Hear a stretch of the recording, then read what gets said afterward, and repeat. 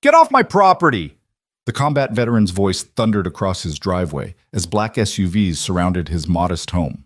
Luke Callahan stood alone against 6 armed security guards protecting the billionaire's daughter who'd sought refuge behind his door. They'd come with money, threats, and the full weight of Richard Carter's empire. But they'd forgotten one thing. Some men can't be bought, especially when they've already lost everything worth losing. Welcome to a story where courage meets power, where a single father's stand ignites a town's rebellion. Comment below where you're watching from. Let's see how far this story travels. The October wind cut through Luke Callahan's worn flannel jacket as he pulled his battered F-150 into the Sunoco station off Route 81. 3 in the morning wasn't his usual refueling time, but the overtime shift at what remained of Millfield Steel had pushed him past exhaustion. His hands, scarred from both combat tours in Afghanistan and years of factory work, fumbled with his wallet as he approached the pump. That's when he heard it. A muffled cry that sent ice through his veins. Luke's head snapped toward the sound. Behind the station, near the dumpsters where shadows swallowed the security lights, 3 men were dragging a woman toward a black van. Her designer heels scraped against the asphalt as she fought, her expensive dress torn at the shoulder. "Please, just let me go," her voice carried on the wind. "I won't say anything." A hand clamped over her mouth, cutting off her words. Luke's body moved before his mind could protest. 8 years out of Special Forces, but muscle memory didn't forget. He'd promised himself, promised Maddie, no more violence, no more playing hero. But watching 3 men force a terrified woman into a van wasn't something a man walked away from. Not if he wanted to look his 13-year-old daughter in the eye tomorrow. "Hey!" His voice boomed across the lot, the command tone that once ordered soldiers through firefights. "Let her go, now!" The men froze. The largest one, built like a linebacker with a shaved head that gleamed under the fluorescent lights, turned slowly. His hand moved to his hip, not quite drawing the pistol Luke could see outlined beneath his jacket, but making the threat clear. "Walk away, buddy," linebacker said, his voice carrying a practiced menace. "This doesn't concern you." Luke kept walking forward, his stride steady, hands visible but ready. "Funny thing about that. See, I stopped for gas, maybe a coffee, simple night, but now you're making it complicated." He nodded toward the woman, whose eyes were wide with terror above the hand covering her mouth. "So here's what's going to happen. You're going to let her go, get in your van, and drive away. Or we can do this the hard way." The second man, wiry with nervous energy, laughed. "You serious right now? You know who you're messing with?" "Don't know, don't care," Luke replied, now 15 feet away. "Close enough to act, far enough to react. All I see is 3 cowards and 1 woman who clearly doesn't want to be here." Linebacker's hand moved another inch toward his weapon. "Last chance, hero. Turn around, forget you saw anything, and you get to go home to whatever sad little life you've got." Luke smiled, not with humor, but with the cold certainty of a man who'd faced worse odds in mountain passes where the enemy had every advantage. "See, that's your first mistake. Assuming I've got something left to lose makes you think I'll back down. Your second mistake?" His weight shifted almost imperceptibly to the balls of his feet, bringing only 3 guys. The woman's eyes met his, brilliant green even in the harsh lighting, desperate but not broken. She gave the slightest nod, then drove her elbow hard into the ribs of the man holding her. Everything exploded into motion. Luke crossed the distance in 2 strides, his fist connecting with Linebacker's jaw before the man could clear his weapon. The crack echoed off the station walls. Linebacker staggered, and Luke followed with a knee to his solar plexus that dropped him gasping to the asphalt. The wiry one came at him with a knife, a tactical blade that meant training. Luke caught his wrist, twisted until bones ground together, and the knife clattered away. A headbutt to the nose sent him reeling backward, blood streaming down his face. The third man had problems of his own. The woman, whoever she was, fought like someone who'd taken self-defense seriously. She'd gotten free and grabbed a tire iron from near the dumpster, swinging it with desperate precision at his knees. "Van!" Linebacker wheezed from the ground, scrambling for his fallen pistol. "Get to the van!" Luke's boot connected with the gun, sending it spinning under a parked car. He grabbed Linebacker by his expensive suit jacket, hauled him up, and drove him face first into the van's side mirror. The glass shattered, and linebacker crumpled. The wiry one was already running, abandoning his partners. The third man, limping badly from the woman's tire iron assault, helped linebacker to his feet. They stumbled to their van, throwing themselves inside. "This isn't over," linebacker shouted through the window, blood streaming from his nose and a dozen cuts. "You have no idea what you've just done." The van's tires screamed as they peeled out, leaving black marks on the asphalt and the acrid smell of burned rubber. Luke stood in the sudden silence, his breath misting in the cold air, adrenaline still singing through his veins. The woman leaned against the dumpster, the tire iron trembling in her grip. "You okay?" he asked, keeping his distance. She looked ready to swing at anything that moved too fast. She nodded, then shook her head, then laughed, a broken sound that held no humor. I don't know. Am I? Is this okay? Any of this?" The tire iron clattered to the ground as her hand started shaking. "Oh God, what just happened?" "You're in shock," Luke said, his voice gentling. "It's normal.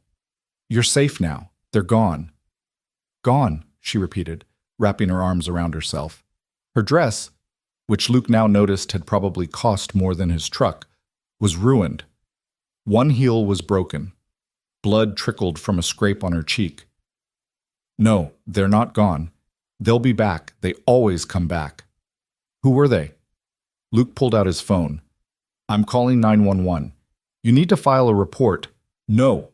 She lunged forward, grabbing his wrist. "Please, no police. You don't understand. That'll make everything worse." Luke studied her face. Beneath the smeared makeup and disheveled hair, she was beautiful in that way that suggested money, perfect teeth, flawless skin despite the current circumstances, the kind of posture that came from years of deportment lessons. But her eyes held genuine terror. "Those men just tried to kidnap you," he said slowly. "That's a federal crime. You need—" "What I need is to disappear," she interrupted. "Just for tonight. Tomorrow I'll figure something out. But tonight—" She looked around the empty gas station lot like it might suddenly fill with more vans. "Do you know anywhere? A motel that takes cash? Somewhere off the main roads?" Luke thought about the $43 in his wallet, the overtime check that wouldn't clear until Monday, Maddie asleep at home, trusting him to make good choices, safe choices. "The nearest motel is 12 miles down the highway," he said. "But those guys knew where to find you here. What makes you think they won't be watching the motels?" Her shoulders sagged. "You're right. Of course you're right." She laughed again, that broken sound. "I'm so stupid. I thought I could just run, get in my car and drive away and be normal for once." "Where's your car?" She gestured vaguely toward the road. "About 5 miles back. They ran me off the road. Pit maneuver, very professional. When I tried to run on foot, they caught up here." She looked at him with those green eyes. "You saved my life. I don't even know your name." "Luke. Luke Callahan." "Luke." She tested the name, then held out her hand. Her grip was firm despite the trembling. "Isabella. And I'm so sorry for dragging you into this." "Into what exactly?" She opened her mouth, closed it, then shook her head. "The less you know, the safer you are. Could you just point me toward town? I'll walk. In those shoes, with those men probably circling back?" Luke ran a hand through his hair, already knowing he was about to make a decision he'd regret. "Look, I've got a couch. It's not much, but it's safe. My daughter's home, so you don't have to worry about anything. One night, then tomorrow, you can figure out your next move." Isabella stared at him. "You'd do that? After what just happened, you'd take a complete stranger into your home?" "Well, when you put it like that, it sounds pretty stupid," Luke admitted. "But I've got a daughter. If she was in trouble, alone, scared, I'd want someone to help her." He shrugged. "Besides, I didn't just fight 3 guys to let you wander off into worse trouble." She was quiet for a long moment, studying his face. Whatever she saw there made her nod. "Okay. Thank you. Just for tonight." Luke led her to his truck, noting how she checked over her shoulder every few steps. He'd seen that hypervigilance before, in soldiers fresh from combat zones. Whatever Isabella was running from, it had her scared down to her bones. The ride to his house took 20 minutes through dark country roads. Isabella huddled against the passenger door, her reflection in the window ghostly in the dashboard lights. Neither spoke until Luke pulled into his driveway, a modest two-story colonial that had seen better decades, its white paint peeling and front porch sagging slightly. "This is it," he said, suddenly self-conscious about the contrast between his world and whatever world she came from. "It's not much. It's perfect," she interrupted, and sounded like she meant it. "It looks safe." Luke killed the engine. "Few ground rules. My daughter Maddie is 13. She's been through enough. Her mom died 3 years ago. Cancer. I don't want her scared or involved in whatever this is." "Of course, I understand. And tomorrow you need to level with me about who those men were. I put myself on the line tonight. I deserve to know why." Isabella nodded. "Fair enough." They entered through the kitchen. Luke had meant to fix that squeaky hinge months ago. He flicked on the light, illuminating a space that was clean but tired. Mismatched dishes in the drying rack, Maddie's homework spread across the scarred wooden table, a refrigerator covered in school notices, and one photo, the three of them at the beach, back when Karen was still healthy enough to travel. "I'll get you some clothes," Luke said. "Karen's things might fit. I kept them." "Thank you," Isabella said softly. Luke headed upstairs, pausing at Maddie's door to listen.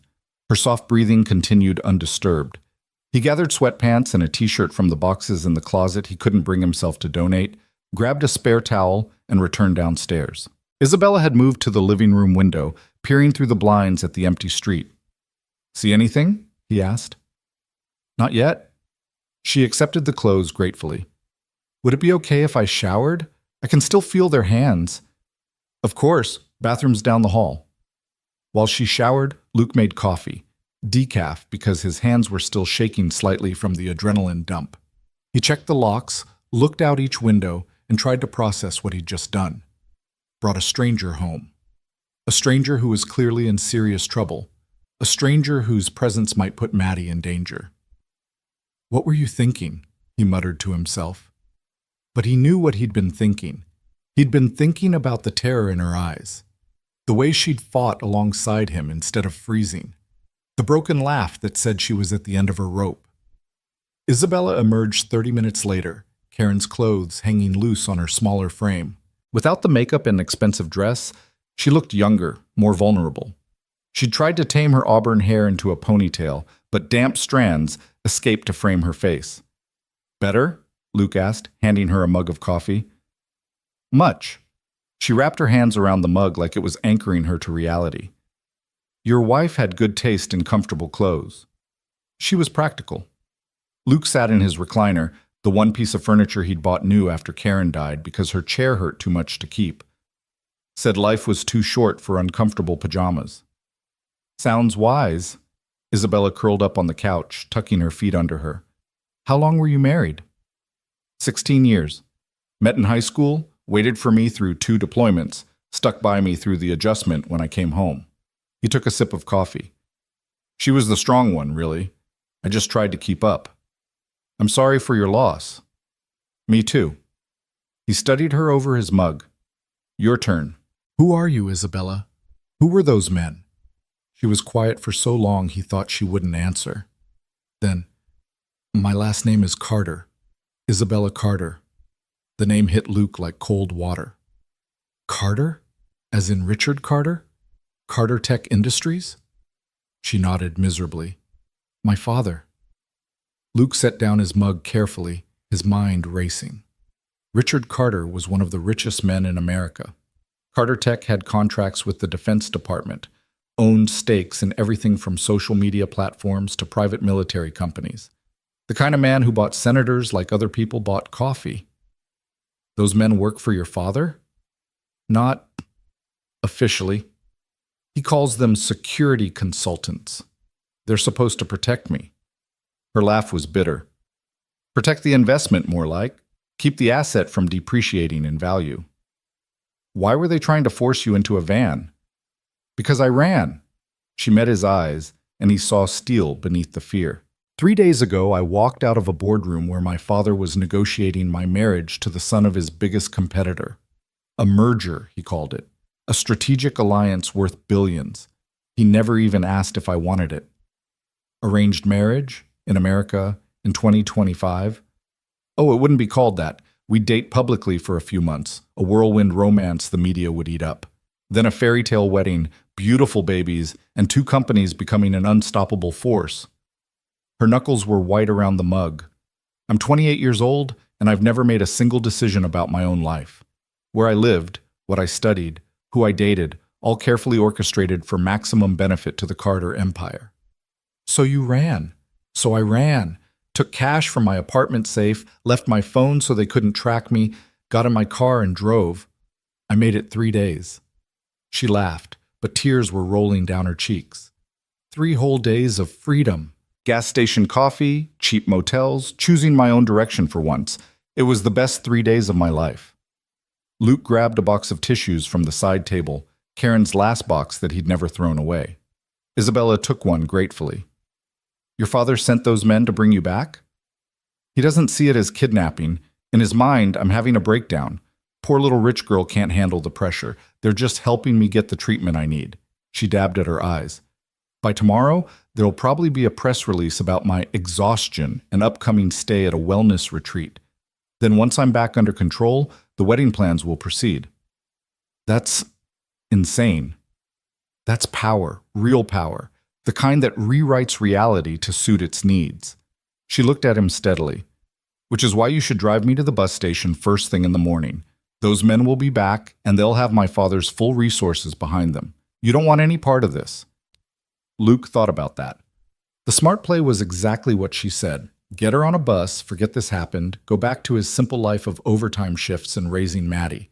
But he kept seeing the fear in her eyes, the desperation, and something else. The way she'd fought back, the strength beneath the designer exterior. You always fight like that? He asked. The question surprised her. What? Back at the gas station. You handled yourself pretty well. That wasn't just self-defense class at the country club. A small smile touched her lips. Krav Maga. 3 years. My one rebellion. I told my father it was Pilates. He never checked. Smart. Luke made a decision he hoped he wouldn't regret. Look, stay tonight. Get some rest. Tomorrow, we'll figure out a plan that doesn't involve bus stations or wellness retreats. Luke, you don't understand what you're offering. My father is just a man. Rich, powerful, connected, sure, but still just a man. Luke stood, suddenly exhausted. I've faced worse than rich bullies. Get some sleep, Isabella. You're safe tonight. He headed for the stairs, pausing when she called his name. Luke? Why are you doing this? Really? He thought about it, then gave her the truth. Because everyone deserves a choice about their own life, and because someone needs to stand up to men who think money means they own people. He smiled slightly. Plus, I really didn't like those guys. Her laugh was soft but genuine this time. Thank you. Thank me tomorrow when we figure out how to keep you free. Luke climbed the stairs to his room, checked on Maddie once more, then lay in bed staring at the ceiling. He'd just made an enemy of one of the most powerful men in America. His simple life, work, Maddie, bills, repeat, had exploded into something from a movie. But as he finally drifted toward sleep, he couldn't shake the image of Isabella fighting beside him, fierce and desperate and brave. Everyone deserved a chance to choose their own path. If helping her choose hers meant trouble for him, well, he'd faced trouble before. His phone buzzed on the nightstand. Unknown number. He let it go to voicemail, but it immediately rang again and again. On the 4th call, he answered. Mr. Callahan. The voice was smooth, cultured, with undertones that suggested boardrooms and power lunches. My name is Marcus Webb. I work for Mr. Richard Carter. I believe you may have encountered my associates this evening. If by encountered you mean stopped them from kidnapping a woman, then yeah. There seems to be a misunderstanding. Miss Carter has been under considerable stress. She needs professional help, which her family is trying to provide. Funny, she seemed pretty clear-headed when she was fighting off your associates. There was a pause. Mr. Callahan, you seem like a reasonable man, a working man with responsibilities, a daughter to raise, bills to pay. Mr. Carter is prepared to be generous in exchange for your cooperation. Shall we say $75,000? simply for ensuring Miss Carter gets the help she needs. Luke sat up in bed. 75,000. Enough to pay off the mortgage, get Maddie through college, maybe even take a breath for the first time since Karen's medical bills buried them. Mr. Callahan? I'm thinking. It's a generous offer. More than generous, considering you've known Miss Carter for what, an hour? 2? That was true. Isabella was a stranger. Her problems weren't his problems. $75,000 for one night's interference, many would call him a fool for refusing.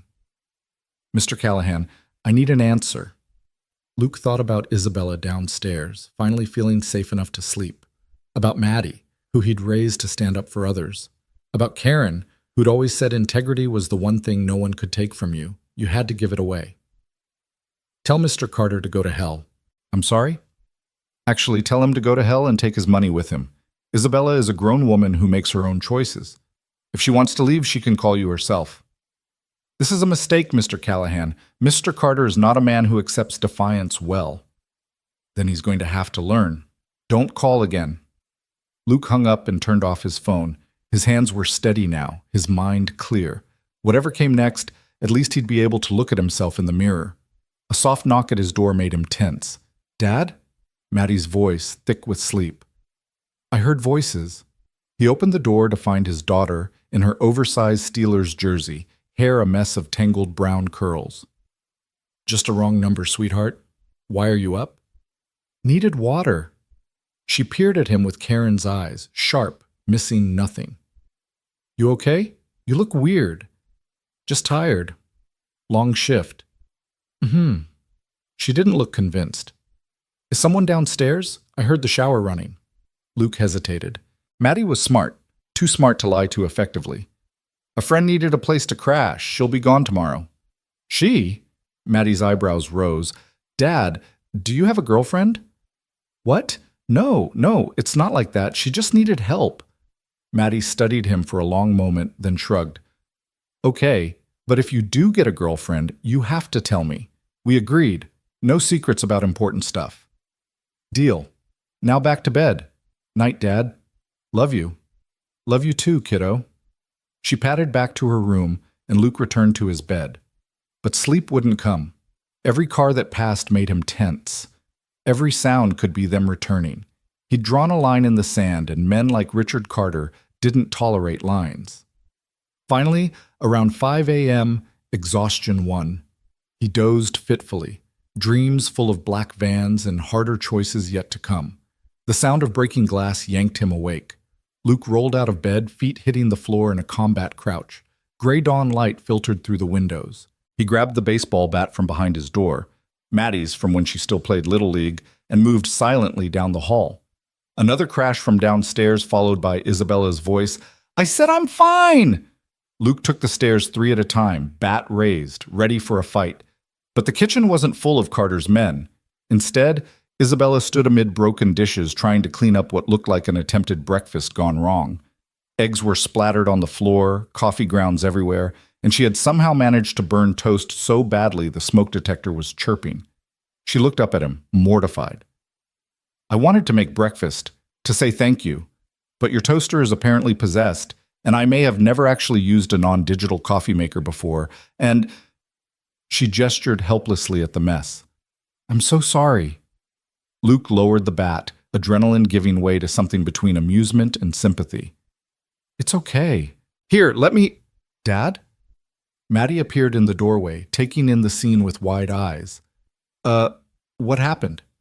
I happened, Isabella said, pushing hair out of her face and leaving a streak of flour across her cheek. I'm a natural disaster in human form, apparently. Maddie looked from Isabella to her father, processing. You're the friend who needed help? That's me. Isabella attempted a smile. Isabella, you must be Maddie. Yeah. Maddie grabbed the broom from the corner, matter of fact. Don't worry about it. Dad destroys the kitchen like once a week. We're used to it. I do not, Luke started. Last Tuesday, spaghetti explosion, Maddie interrupted, starting to sweep. Sunday before that, the Great Pancake Disaster of 2025. Isabella laughed. A real laugh this time. Sounds like I'm in good company then. They cleaned together, an oddly domestic scene that felt both surreal and strangely right. Maddie peppered Isabella with questions. Where was she from? What did she do? How did she know Luke? And Isabella deflected with partial truths. From New York, between jobs, met Luke when her car broke down. Must have been some breakdown, Maddie said, eyes sharp like her mother's. Considering you're wearing Mom's clothes. Silence fell like a hammer. Isabella went pale. I'm sorry, I didn't know. Luke said I could. It's okay, Maddie said quickly. Mom would have wanted them to be useful. She hated waste. She looked at her father. Right, Dad? Right, Luke managed, throat tight. They salvaged breakfast. Luke took over cooking while Isabella was relegated to setting the table under Maddie's supervision. As they ate, Luke watched his daughter slowly warm to Isabella, the natural suspicion giving way to curiosity. Isabella, for her part, treated Maddie like an equal, not a child, answering her increasingly probing questions with grace. So you're rich, right? Maddie asked suddenly, making Luke choke on his coffee. Maddie! What? She is! Look at her hands. Professional manicure probably costs more than our grocery bill. Her watch is trying to hide under Mom's sleeve, but I can see it. That's like a Cartier or something. And she doesn't know how to use basic kitchen appliances, which means she's always had people to do that stuff. Isabella set down her fork carefully. You're very observant. Mom was a nurse. She taught me to notice details. Maddie's expression was serious beyond her years. So why are you really here? Rich people don't have cars that break down in Millfield. They have drivers and backup plans and definitely better places to stay than our couch. Luke started to intervene, but Isabella held up a hand. She deserves the truth, or at least part of it.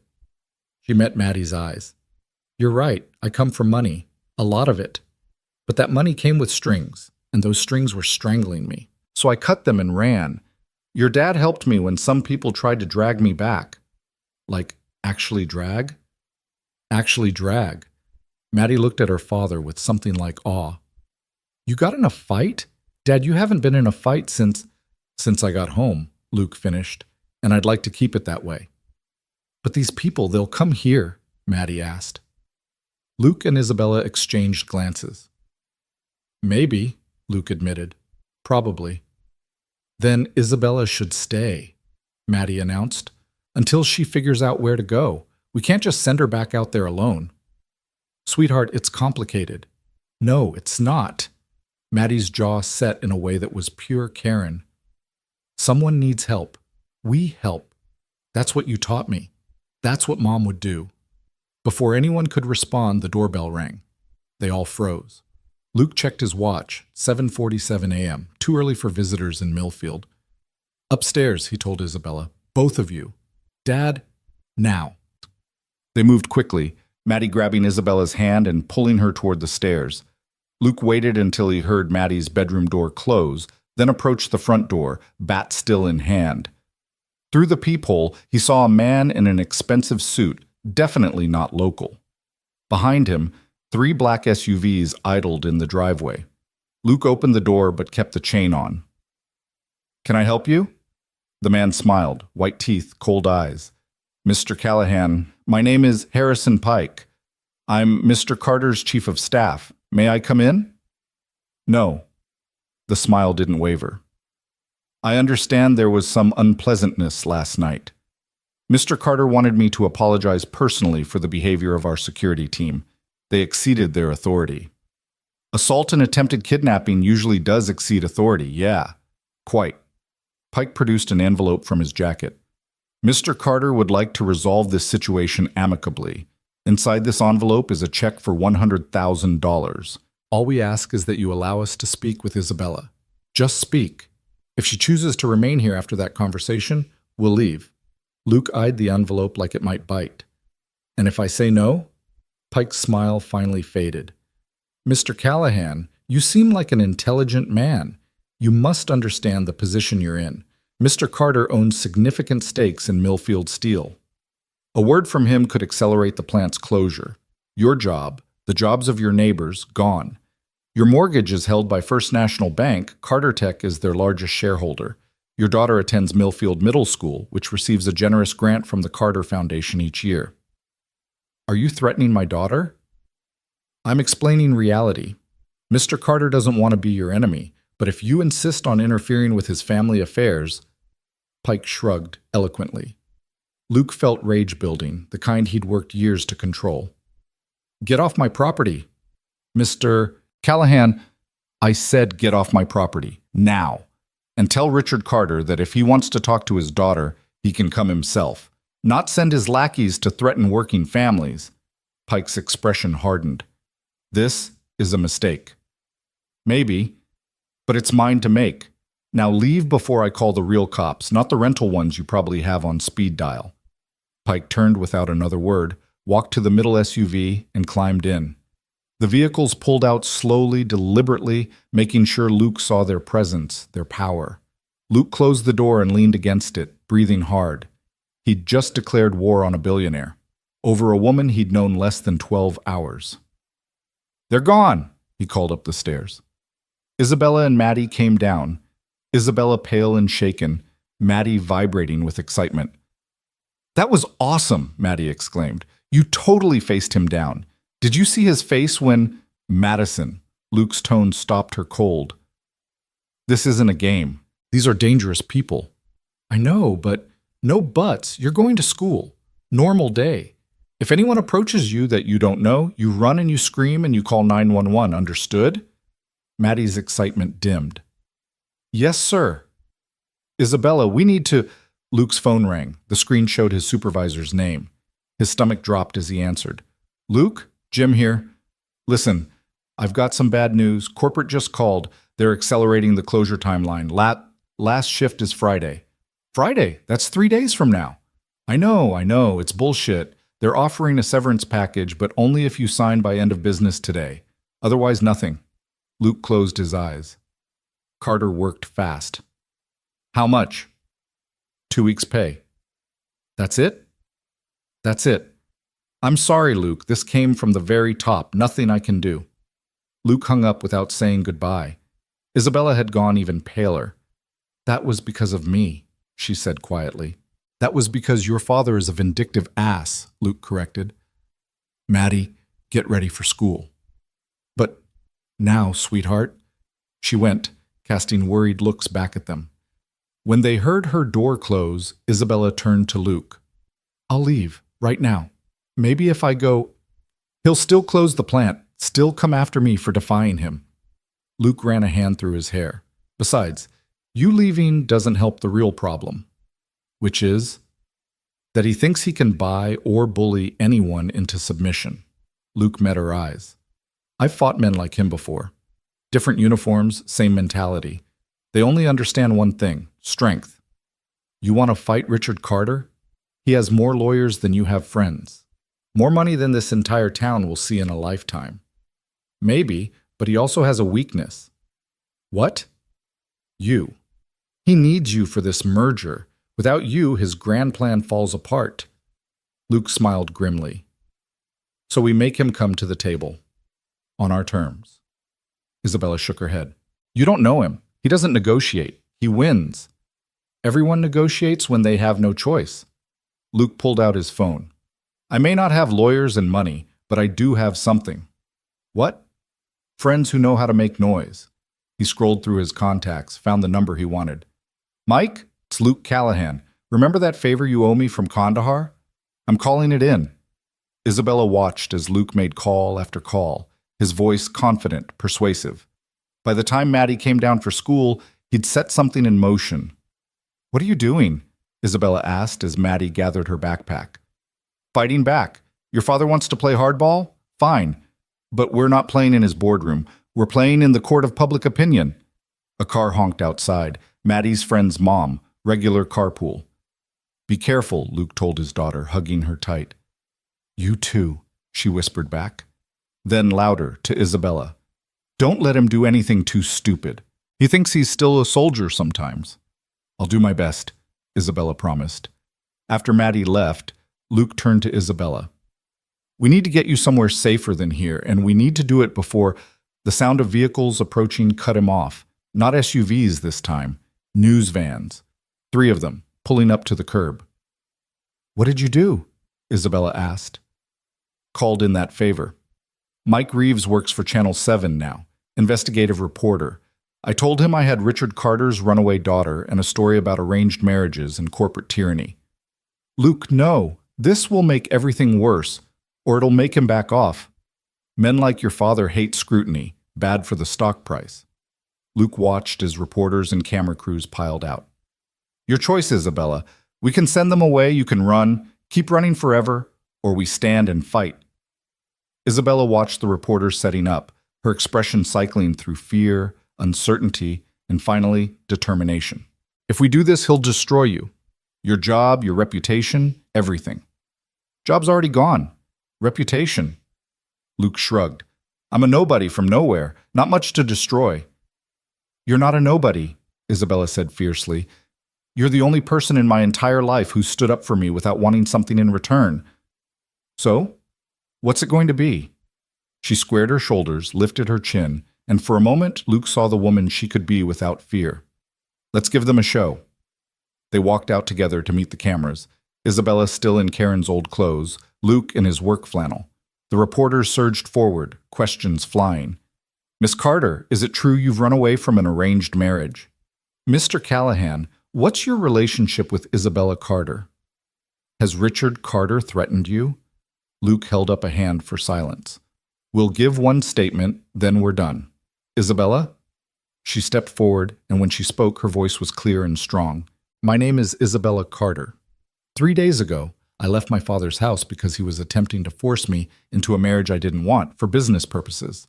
When I refused to return voluntarily, his security team attempted to abduct me. This man," she gestured to Luke, "a complete stranger, saved me. And now my father is threatening his livelihood and this entire town because someone finally told him no." The reporters exploded with follow-up questions, but Luke was already guiding Isabella back inside. Through the window, they watched the circus outside grow as more media arrived. Within an hour, #Carter scandal was trending. Within 2, Richard Carter's office had issued a denial and a statement about Isabella's mental health crisis. "He's going to come himself now," Isabella said quietly. "You've challenged him publicly. He can't let that stand." "Good. Let him come." Luke's phone was ringing nonstop. Reporters, unknown numbers, even a few supportive texts from coworkers who'd heard about the plant closure. At least now it's in the open. But as the day wore on, Luke began to understand what he'd really started. The reporters on the lawn were joined by Carter's security teams in their black SUVs. Neighbors peered from windows. His supervisor called to formally fire him, effective immediately. The school called. Maddie was fine, but they were concerned about the situation. "I've made it worse," Luke said as afternoon shadows grew long. "I thought if we went public—" "You gave me something I've never had," Isabella interrupted. "A choice, and someone willing to fight beside me." She touched his arm gently. "Whatever happens now, thank you for that." Before Luke could respond, the circus outside went silent. The reporters turned as one toward the street, cameras lifting. A motorcade was approaching, not just SUVs this time, but a full convoy with a limousine at its center. Richard Carter had come to Millfield. The man who emerged from the limousine looked exactly like his photos, silver-haired, immaculately dressed, radiating the kind of power that bent reality around it. He walked through the reporters like they were furniture, his security creating a bubble of space. He stopped at Luke's front gate and waited. "He expects us to come to him," Isabella said, her voice small. "Then he can keep waiting." Luke didn't move from the window. They watched as Carter stood there, patient as stone. The reporters were going wild, but his security kept them back. Finally, after 5 full minutes, Carter approached the door himself. The knock was soft, almost polite. Luke opened the door wide this time, no chain. "Mr. Carter." "Mr. Callahan." Carter's voice was like aged whiskey, smooth, expensive, with a bite underneath. "May I speak with my daughter?" "That's up to her." Carter's eyes flicked past Luke to where Isabella stood. "Isabella, this has gone far enough." "Has it?" Isabella moved to stand beside Luke. "I've only been gone 3 days. 3 days of embarrassment, speculation, and a precipitous drop in our stock value." Carter's expression was cold. Your tantrum has cost shareholders millions. My freedom is a tantrum? Your freedom? Carter laughed, a sound with no humor. You've never worked a day in your life. Every comfort, every opportunity, every door that's opened for you, all because of the Carter name. And this is how you repay it? I never asked for any of it. No, you simply enjoyed it. The best schools, the finest clothes, trips around the world, all paid for by the very empire you now reject. I'll pay it all back, Isabella said. Every penny. Just let me go. It's not about money. Carter's mask slipped, showing genuine anger underneath. It's about family, legacy, responsibility. It's about control, Luke interjected. Carter's gaze shifted to him, and Luke felt the full weight of that attention, like being targeted by a predator. Ah, yes, the hero. Tell me, Mr. Callahan, what did my daughter promise you? Money? Connection? Or something more personal? Dad. Isabella's face flushed with anger. What?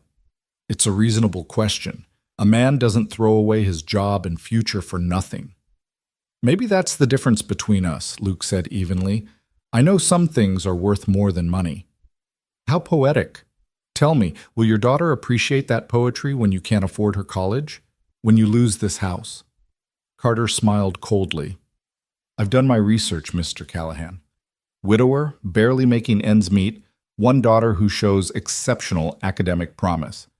Young Madison, isn't it? Straight A's, wants to be a doctor like her mother. Such dreams require funding. Stay away from my daughter. I have no interest in your daughter, but actions have consequences. You've chosen to interfere in my family's affairs. The resulting difficulties are on your head. The plant closure. That affects hundreds of families, not just mine. Carter shrugged. Collateral damage. The plant was dying anyway. I simply accelerated the timeline. All because I helped your daughter? All because you defied me. Carter's voice hardened. I offered you money. You refused. I offered you a peaceful resolution. You chose publicity. Now we're here. Where exactly is here? Isabella asked. Carter pulled out his phone, typed briefly, then showed them the screen. Here is where your new friend has approximately 6 hours before his mortgage is called in. Where the IRS receives an anonymous tip about unreported income from his military contractor days. A lie. But the audit alone will be devastating. Where young Madison's scholarship recommendations mysteriously disappear. Luke felt rage building, but Isabella grabbed his arm before he could move. Stop, she told her father. Please, you've made your point. Have I? Then come home. Now. The merger announcement is tomorrow. And if I refuse? Then Mr. Callahan learns what it truly costs to stand against me. Carter's eyes were pitiless. I will systematically destroy everything he's built, everyone he cares about. Legally, of course, but thoroughly. The silence stretched taut. Luke could feel Isabella trembling beside him, caught between her freedom and his destruction. Don't, he told her quietly. Don't give in to him. Luke, I've been through worse. Maddie and I will manage. No, Isabella said, stronger now. She faced her father. I have a counteroffer. Carter raised an eyebrow. You're hardly in a position to negotiate. I disagree. You need me for this merger. Without me, it falls apart. She lifted her chin. Give me 1 week. 1 week to prove I can make it on my own, without the Carter name or money. If I succeed, you let me go. Permanently. And if you fail, then I come home. Do the merger. Play the perfect daughter. Carter considered. And him? Leave Luke and his family alone, regardless of what happens. You're asking me to spare a man who's humiliated me publicly. I'm asking you to be the bigger man, to show that Richard Carter can be magnanimous in victory. Luke saw the calculation in Carter's eyes, the PR value of mercy versus the satisfaction of destruction. 1 week, Carter said finally. Starting now. No Carter resources, no credit cards, no calling in favors from family friends. You work, you survive, you prove you can stand on your own feet without my name or money. Agreed. But he goes back to his life. No more interference, no more public statements. Isabella looked at Luke, a question in her eyes. He nodded slightly. Agreed, she said. Carter smiled, the smile of a predator who knows the prey is only delaying the inevitable. 1 week, then. Harrison will monitor your progress. He turned to leave, then paused. Oh, and Isabella? When you fail, and you will fail, remember that I offered you comfort and chose hardship. Your suffering is entirely self-inflicted. He walked back to his limousine, the reporters surging forward with questions he ignored. The motorcade pulled away, leaving chaos in its wake. Luke closed the door, the sudden quiet ringing in his ears. You shouldn't have done that, he said. A week isn't enough time to… To what? Prove I can survive without being a Carter? Isabella's eyes were fierce. Watch me. Where will you even start?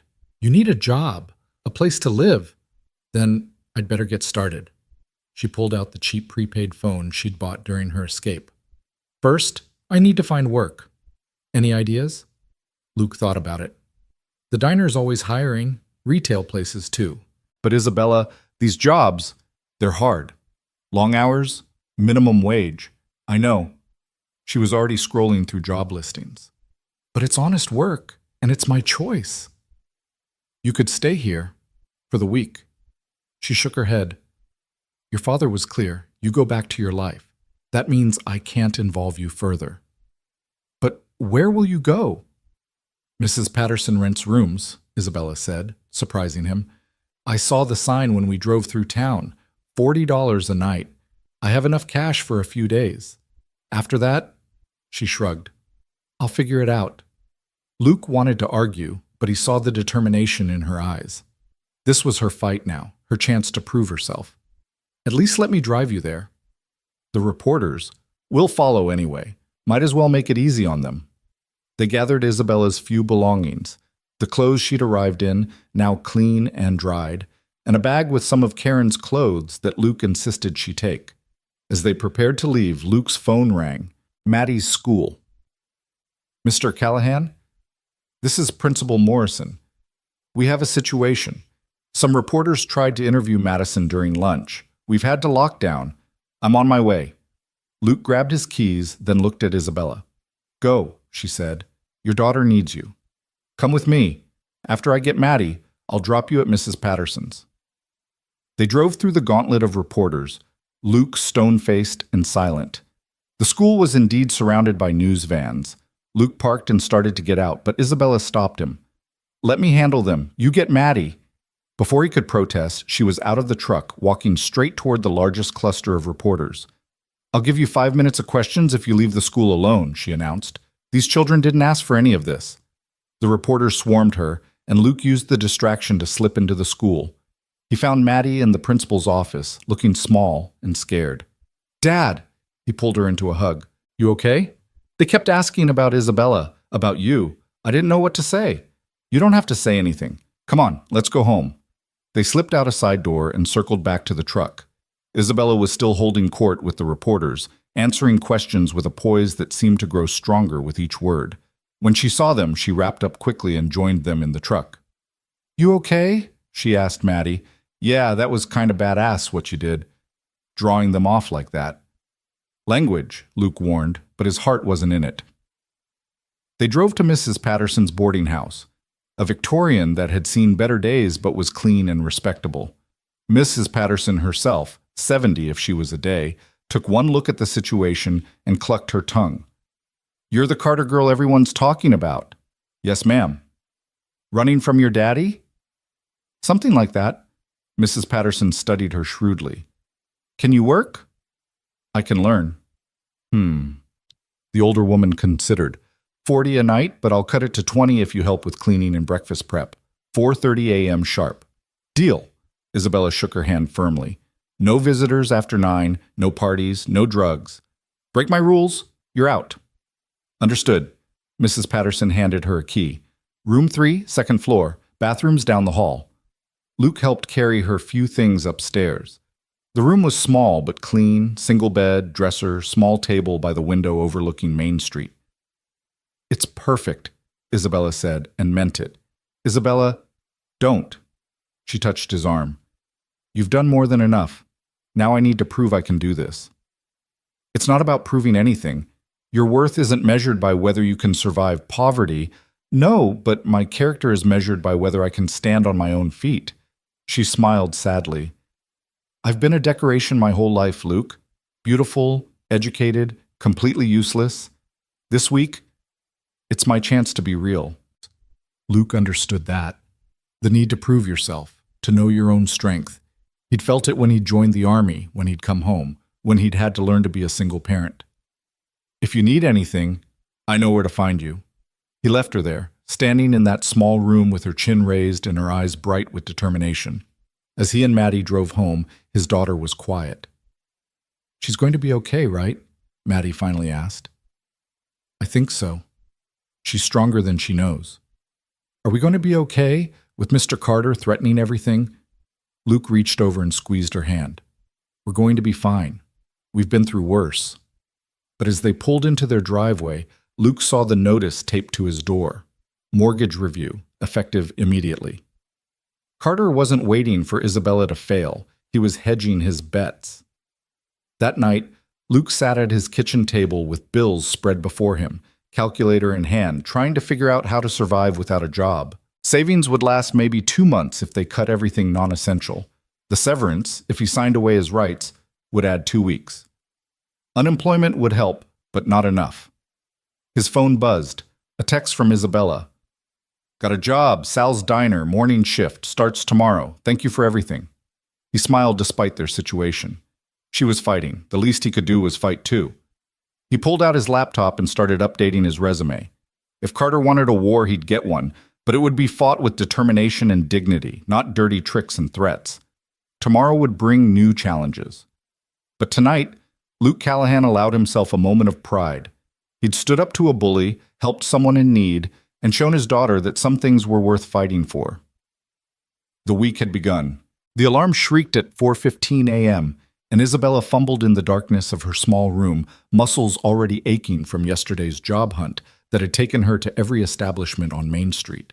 Her feet hit the cold floor, and she dressed quickly in the clothes Luke had given her, Karen's old jeans and a faded sweater that smelled faintly of lavender and memory. Through her window, Main Street lay empty except for the lone streetlight that flickered like it was struggling to stay awake too. Mrs. Patterson was already in the kitchen when Isabella stumbled down, the older woman's gray hair pinned in a neat bun, her movements efficient despite her age. Coffee's on the stove, she said without looking up from the eggs she was cracking. You know how to make pancake batter? I can learn, Isabella said, the phrase becoming her motto. Rich girls. But Mrs. Patterson's tone held amusement rather than contempt. Mix is in the pantry, instructions on the box. We've got 12 guests this morning, plus the regulars who come for breakfast. Don't make me regret this. Isabella found the mix, read the instructions twice, then began measuring carefully. Her hands, which had once held champagne flutes at gallery openings, now gripped a wooden spoon, stirring batter in a chipped ceramic bowl. The irony wasn't lost on her. She'd attended a Swiss finishing school where they'd taught her 6 ways to fold a napkin, but never how to crack an egg. Too thick, Mrs. Patterson observed, glancing over. Add more milk, and stop stirring like you're afraid of it. Put some muscle in it. By the time the guests began arriving at 6, Isabella had burned 3 batches of pancakes, undercooked 2, and finally produced something edible. Her hair was escaping from her ponytail, flour dusted her cheek, and she'd never felt more accomplished. Not terrible, Mrs. Patterson admitted, which Isabella was learning was high praise. At 7 sharp, she rushed out the door, still pulling on her jacket, racing the 8 blocks to Sal's Diner for her first shift. The diner was exactly what you'd expect in a dying mill town. Red vinyl booths patched with duct tape, a counter worn smooth by decades of elbows, and a coffee maker that looked like it had survived both world wars. Sal himself was a mountain of a man with forearms like ham hocks, and a face that suggested he'd been a boxer before he'd been a cook. He looked Isabella up and down, taking in her designer boots, the only shoes she had, and her nervous energy. You ever waitressed before? No, but I can learn. Yeah, Dottie said. He jerked his thumb toward a woman in her 50s with bleached blonde hair and a smile that had seen too many double shifts. She'll train you.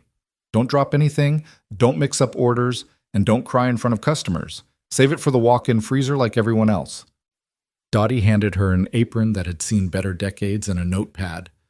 Honey, you picked a hell of a day to start. It's Thursday. What's wrong with Thursday? Senior special, every blue hair in the county comes for the early bird. Dottie grinned. Think or swim time, princess. The next 3 hours were a blur of coffee pots, order tickets, and elderly customers who wanted their eggs exactly right and weren't shy about sending them back. Isabella's feet screamed in her inappropriate boots. Her back ached from carrying heavy trays, and she mixed up orders twice, earning a blistering commentary from Sal that could have peeled paint. But she didn't quit. She smiled at the customers, even the cranky ones. She learned to balance 4 plates on her arms. She discovered that Mr. Henderson always wanted his coffee with 1 sugar, not 2, and that Mrs. Kowalski would tip an extra $1 if you asked about her grandchildren. During a brief lull, she was refilling salt shakers when the bell over the door chimed. Her stomach dropped as Harrison Pike walked in, Carter's chief of staff, immaculate in his $1,000 suit. He took a booth by the window, his presence like a dark cloud in the homey atmosphere. "I'll take that table," Dottie said quietly, but Isabella shook her head. "No. He's here for me." She walked over, notepad ready. "What can I get you?" Pike smiled that cold smile she remembered. "Coffee, black, and a moment of your time." "I'm working." "How industrious." He looked around the diner with barely concealed disdain. "Day 1 of your little experiment. Your father wanted me to remind you that the offer stands. 1 word, and you're back in comfort. Is that all? Because I have actual customers to serve. You know you can't win this. A week of playing working class won't change who you are." Isabella leaned in slightly, her voice low but fierce. "You're right. It won't change who I am. I've always been someone who wanted to make my own choices. This week just proves I can." She poured his coffee with a steady hand, though inside she was shaking. Pike left a $100 bill for his $2 coffee. Isabella picked it up, walked to the register, and made change. She brought him $98 in small bills and coins, counting it out slowly. "Your change, sir." His eyes narrowed. "Keep it. I don't need your charity, or his." She left the money on the table and walked away. Pike left without touching the cash. Sal scooped it up later and put it in the tip jar to be split among the staff. "Girls got backbone," he muttered, which from Sal was practically a declaration of love. Her shift ended at 2, and Isabella's entire body felt like she'd been beaten with sticks. But she had $37 in tips in her apron pocket. Her money, earned with her work. She'd never been prouder of $37 in her life. Walking back to Mrs. Patterson's, she passed the grocery store and stopped. $37. She needed to eat for a week, pay Mrs. Patterson, save for next week if she won her freedom. The math was impossible, but she went in anyway. Bread, peanut butter, the cheapest jelly, ramen noodles, 5 for $1, a bag of apples that were slightly bruised but perfectly edible.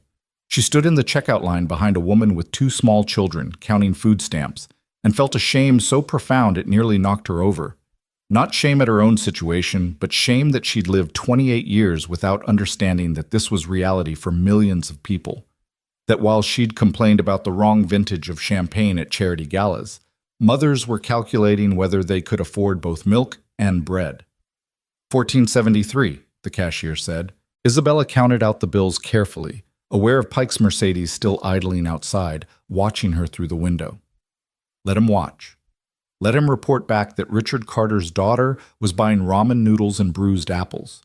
She'd wear it like armor. Back in her room, she sat on the narrow bed and ate a peanut butter sandwich that tasted like victory. Her phone, the prepaid one, buzzed. A text from Luke. How was the first day?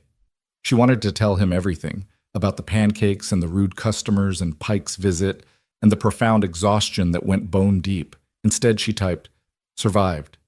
How's Maddie? Worried about you. We both are. Don't be. I'm tougher than I look. Never doubted it." She smiled at that, then set the phone aside. She had 4 hours before she needed to help Mrs. Patterson with dinner prep. Apparently, part of her reduced rent arrangement. 4 hours to rest her feet, ice her back, and figure out how to make $37 stretch impossibly far. A knock at her door interrupted her calculations. She opened it to find a woman about her age with bright purple hair and enough piercings to set off a metal detector. "You're the runaway princess," the woman said. It wasn't a question. "I prefer Isabella." "I'm Zoe.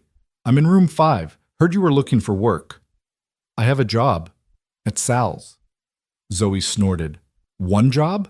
In this economy? Honey, you need at least 2 to make rent. I work nights at the distribution center. They're always hiring, 12-hour shifts, but it's 15 an hour." Isabella did quick math. 15 an hour, even part-time, would make the difference between surviving and failing. "What's the work?" "Loading trucks, unloading trucks, moving boxes that weigh more than you do. It's brutal, but they don't ask questions and they pay weekly." "How do I apply?" "Show up at 10 tonight. Ask for Tommy. Tell him Zoe sent you." She looked Isabella up and down. "You got work boots?" "No." Zoe sighed. "You're a 7? 7.5? 7. "Wait here." She returned 2 minutes later with a pair of battered steel-toed boots. "They're ugly as sin, but they'll keep you from breaking your toes. Consider it a loan." Isabella took the boots, surprised by the kindness. "Why are you helping me?" "Because I've been where you are. Different circumstances, same shit. Running from something, trying to prove something, not sure if you're strong enough." Zoe shrugged. "Plus, anybody who tells Richard Carter to stuff it deserves some help. Man's a parasite." "You know about my father?" "Honey, everyone knows. Carter Tech owns half this town one way or another. The plant, the bank, hell, even the hospital where they'll take you when you collapse from exhaustion." Zoe's smile was sharp. "So watching his princess daughter slum it with us peasants? That's better than cable." Isabella should have been offended, but she found herself laughing instead. "Glad I can provide entertainment." "Entertainment and hope," Zoe corrected. "You standing up to him? It matters. Even if you don't make it the week, it matters that you tried." After Zoe left, Isabella tried on the boots. They were indeed ugly, scarred and stained from hard use, but they fit. She set her alarm for 9:30 p.m. and tried to sleep, but her mind kept racing. 1 day down, 6 to go. She'd made $57 if you counted the tips, spent 14 on food, 20 to Mrs. Patterson for tonight. That left $23. If she got the warehouse job, if she could physically handle both jobs, if nothing went wrong. The math still didn't work, but she was too tired to care. She woke to her alarm feeling like she'd been hit by a truck, every muscle protesting. But she pulled on jeans and a t-shirt, laced up Zoe's boots, and walked the 2 miles to the distribution center on the outskirts of town. The building was massive, lit by harsh sodium lights that turned everything orange. Trucks backed up to loading bays while forklifts buzzed around like angry wasps. Isabella found the office and asked for Tommy, who turned out to be a skinny kid who looked barely old enough to shave. "Zoe sent you?" He looked skeptical. "You ever done warehouse work?" "No." "Ever done any physical labor?" "Not really." He sighed. "Can you lift 50 pounds?" "I can try." "Jesus." He rubbed his face. "Look, I got 3 trucks that need unloading tonight and 2 guys called in sick. You make it through the shift. You got a job. You don't. Nice knowing you." He handed her a pair of work gloves and a safety vest, then led her to Bay 7, where a mountain of boxes waited. "These go on pallets, sorted by the color codes. Red stays here. Blue goes to Bay 3, green to Bay 5. Don't mix them up, don't drop anything marked fragile, and don't get run over by a forklift." The first box she lifted nearly sent her to her knees. It was marked 40 pounds, but felt like 100. By the 10th box, her arms were shaking. By the 20th, she'd figured out how to lift with her legs. By the 50th, she'd stopped counting and just focused on the rhythm. Lift, carry, stack. Lift, carry, stack. "You're doing it wrong." A voice made her look up. A massive black man with arms like tree trunks was watching her. "You're going to blow out your back like that." "I'm managing." "No, you're surviving. There's a difference." He demonstrated a better technique. "Use your whole body, not just your arms, and pace yourself. This ain't a sprint." "Thanks." "Marcus." He held out a gloved hand. "Isabella." "I know who you are. Whole town's talking about the billionaire's daughter working at Sal's." He grinned. Didn't think you'd last the lunch rush, but Dottie says you did okay. News travels fast. Small town. Not much else to talk about since the plant closure got announced. His expression darkened. Your father's doing, right? Isabella hesitated, then nodded. Partly. He moved up the timeline because of me.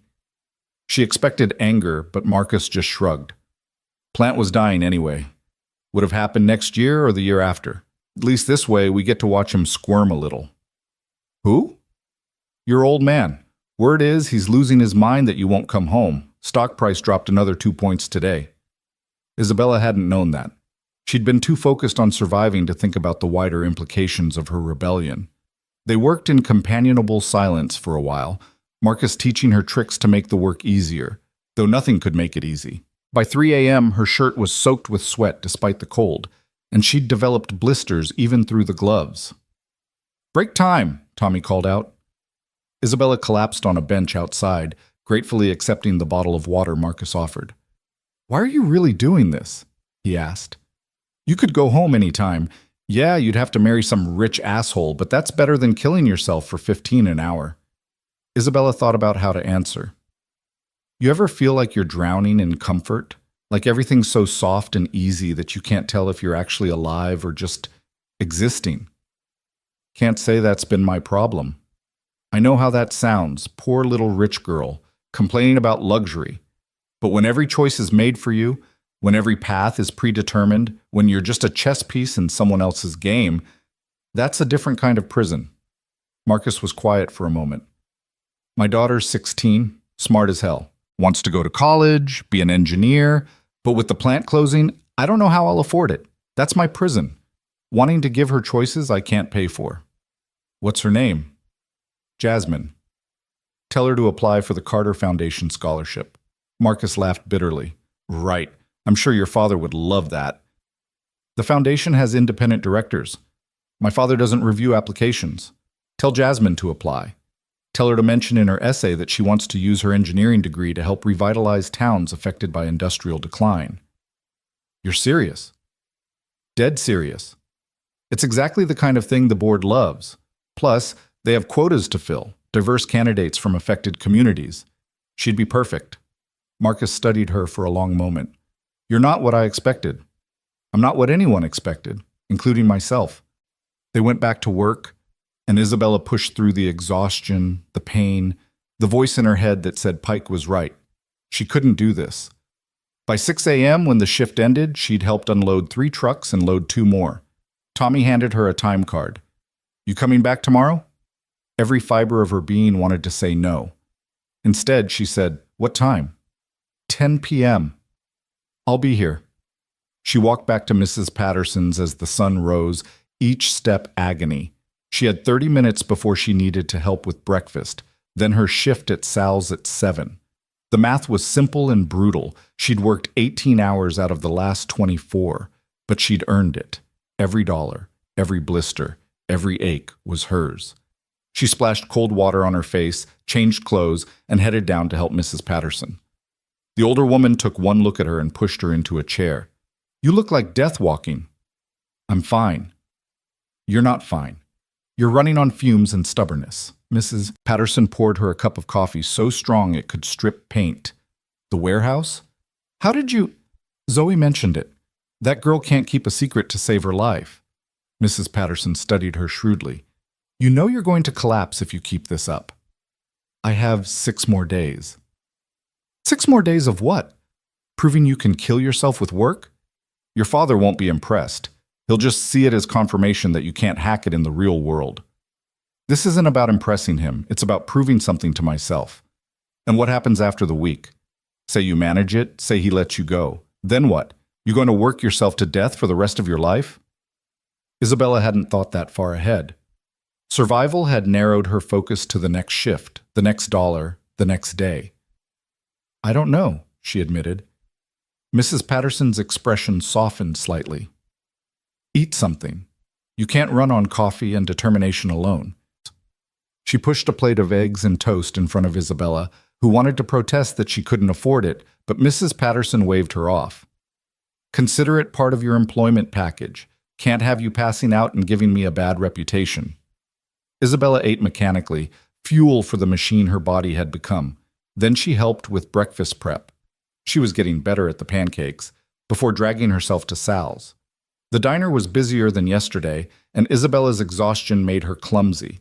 She dropped a tray of dishes, the crash silencing the entire restaurant. Sal's face turned red, and she braced for another tirade, but Dottie intervened. I'll clean it up. Isabella, take your break. I don't need... Take your break. Isabella stumbled into the alley behind the diner, legs shaking, vision blurring with exhaustion and unshed tears. She'd made it exactly 1.5 days, and she was already falling apart. You okay, hon? She looked up to find Luke standing there, concern written across his weathered face. What are you doing here? Came for coffee. Saw you through the window. You look like hell, I know. He leaned against the brick wall beside her. Heard you took the warehouse job, too. News really does travel fast here. Isabella, you don't have to prove anything by destroying yourself. Don't I? The tears came then, hot and angry. Everyone's watching, waiting for me to fail. Poor little princess, can't handle real work. I have to make it, Luke. I have to. No, you don't. His voice was gentle but firm. You already proved yourself the moment you stood up to him. Everything else is just details. Details that determine whether I get to have my own life or spend the rest of it as a business asset. Luke was quiet for a moment, then pulled something from his pocket, an envelope thick with cash. No, Isabella said immediately. I can't take your money. It's not mine. Collection taken up at the plant. The guys heard what you're trying to do, heard that their jobs ended early because of it. You'd think they'd be angry, but instead, he shrugged. They wanted to help. It's not much, maybe $300, but it might make the difference. Isabella stared at the envelope. I cost them their jobs. Your father cost them their jobs. You just gave them someone to root for. He pressed the envelope into her hands. Take it. Sometimes accepting help is harder than going it alone, but it's also braver. Before she could respond, Dottie stuck her head out the door. Break's over, princess. The lunch rush is starting. Luke squeezed her shoulder gently. You've got this. Isabella tucked the envelope into her apron, wiped her eyes, and went back to work. The lunch rush was brutal, but she found a rhythm, fueled by the knowledge that strangers, people whose lives were harder because of her father's vendetta, had still chosen to help her. She was refilling coffee for Mr. Henderson when the bell chimed and a woman walked in who made everyone stop and stare.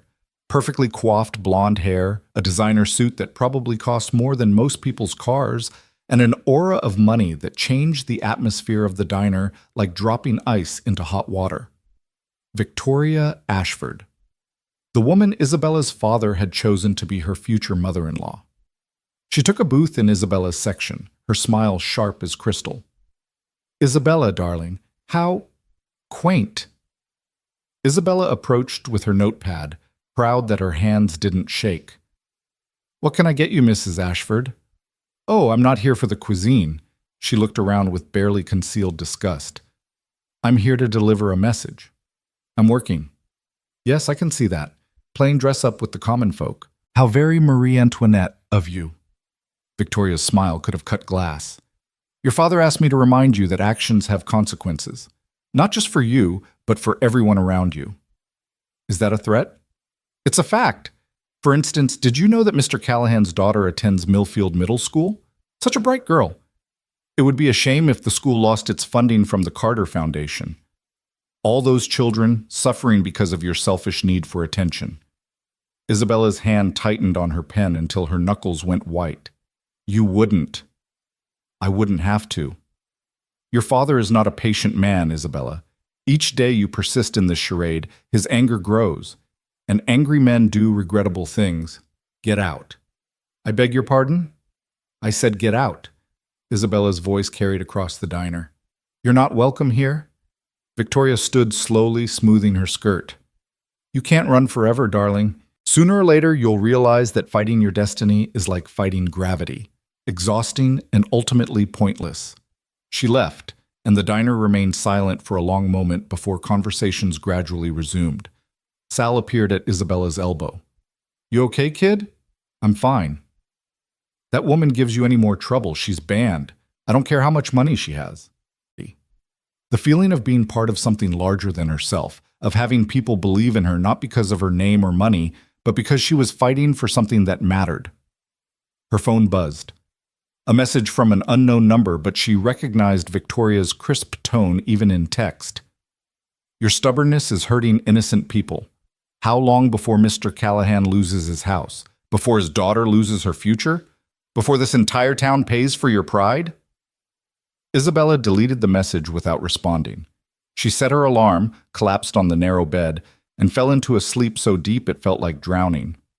When the alarm went off at 9:30 p.m., her body screamed in protest. Everything hurt. Her feet were swollen, her back was on fire, and her hands were raw despite the gloves. But she got up, put on Zoe's boots, and headed to the warehouse. Marcus was there again, and he wordlessly handed her a back brace. Wear this. Won't prevent all the pain, but it'll help. The night shift was harder than the first one. Her exhausted body moved slower, made more mistakes. She dropped a box marked fragile, the sound of breaking glass making her want to cry. Tommy docked her pay for it, company policy, but Marcus quietly helped her clean it up without making her feel worse. We've all been there, he said. First week's always hell. By the time the shift ended, Isabella could barely walk. She had to sit on the curb outside for 10 minutes before she could manage the walk back. The sun was rising again, painting the sky in shades of pink and gold that seemed to mock her exhaustion. Day 3. 4 more to go. She made it through breakfast prep with Mrs. Patterson, though the older woman kept shooting her worried looks. Made it to Sal's, where Dottie quietly adjusted her section to give her the easier tables. Made it through the lunch rush without dropping anything else. But when she saw Luke's truck pull up outside, saw him heading in with a determined look on his face, she knew something was wrong. He found her by the coffee station. We need to talk. I'm working. Sal gave me 2 minutes. His expression was grim. Your father's escalating. The bank called in my mortgage.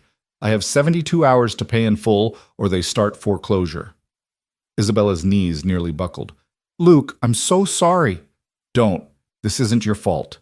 But Isabella, you need to know what you're up against. He's not going to stop at me. Mrs. Patterson's boarding house license is suddenly under review. The diner's health inspection got moved up to tomorrow, and we both know they'll find violations if they want to. He's systematically targeting everyone who's helping you. Then I should leave, disappear completely. Where would you go? With what money, and you think he won't find you?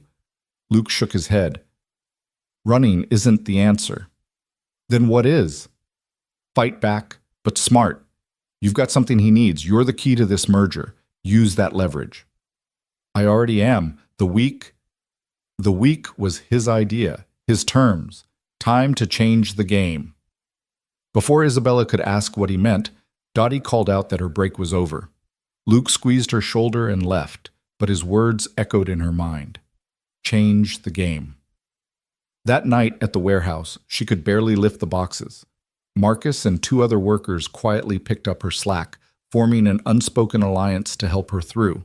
Tommy had to notice, but he said nothing, just marked her time card at the end of the shift. Day 4 dawned gray and drizzling. Isabella's body had moved past pain into a kind of numbness. She moved like a robot through her routines, breakfast prep, diner shift, warehouse shift. But her mind was working, thinking about Luke's words. Change the game. On day 5, she could barely get out of bed. Mrs. Patterson brought her coffee and toast, tisking over her condition. You're killing yourself, girl. 2 more days. You won't make 2 more days. Your body's shutting down. She was right. Isabella's hands shook constantly now. She dozed off standing up during her diner shift, jerking awake when she nearly dropped a coffee pot. Even the customers were noticing, speaking to her gently, tipping extra as if that could somehow help. That night, she collapsed at the warehouse. One moment she was lifting a box, the next she was on the concrete floor, with Marcus's concerned face hovering over her. That's it, Tommy said. You're done. Can't have you dying on my shift. No, please. Go home, Isabella. You proved whatever you were trying to prove. Marcus helped her to her feet, practically carrying her outside. He's right. You've done enough. It's not enough until the week is over. The week's going to be over with you in the hospital if you keep this up. Zoe was waiting outside, having apparently been called. She drove Isabella back to Mrs. Patterson's, practically carrying her up the stairs.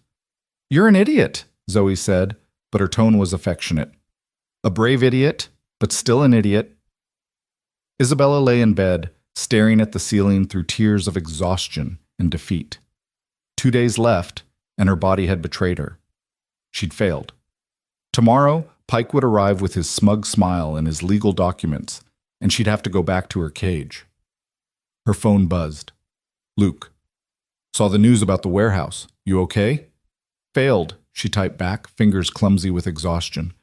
"Not failed. Regrouping. Meet me tomorrow, noon, the park. Bring whatever strength you have left." She wanted to ask what he was planning, but sleep pulled her under before she could type the question. Day 6 arrived with a knock at her door. Not her alarm, she'd slept through that. Mrs. Patterson stood there with a breakfast tray and a stern expression. "Eat, shower, get dressed in something that isn't work clothes. I have to get to the diner seat. Sal knows you're not coming. Neither is half the town, apparently." "What?" "Just get ready. You'll see." Isabella managed to eat, shower, and put on the one decent outfit she had. A simple sundress of Karen's that actually fit reasonably well.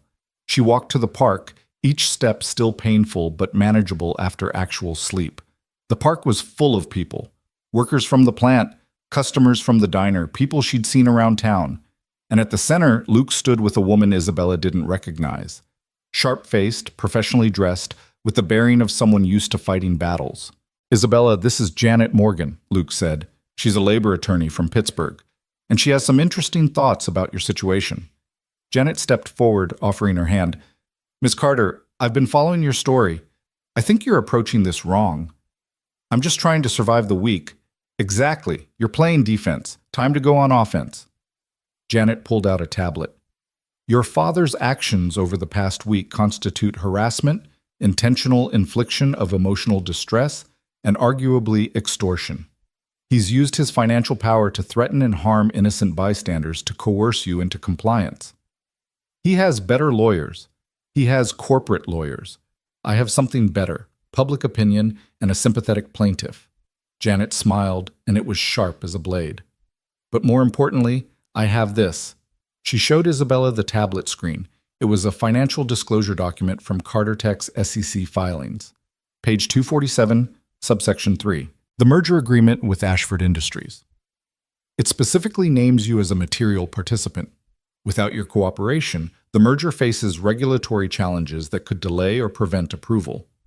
Isabella read the dense legal text, understanding dawning. He needs me. He needs you cooperative and compliant. What he has now is a public relations nightmare and a daughter whose rebellion is trending on social media. Janet pulled up another screen, Twitter, with #TeamIsabella trending.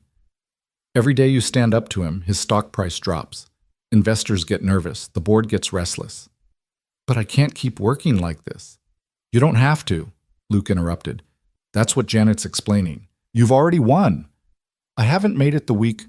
"The week was his construct," Janet said. "A test designed for you to fail. But you've already succeeded in what matters.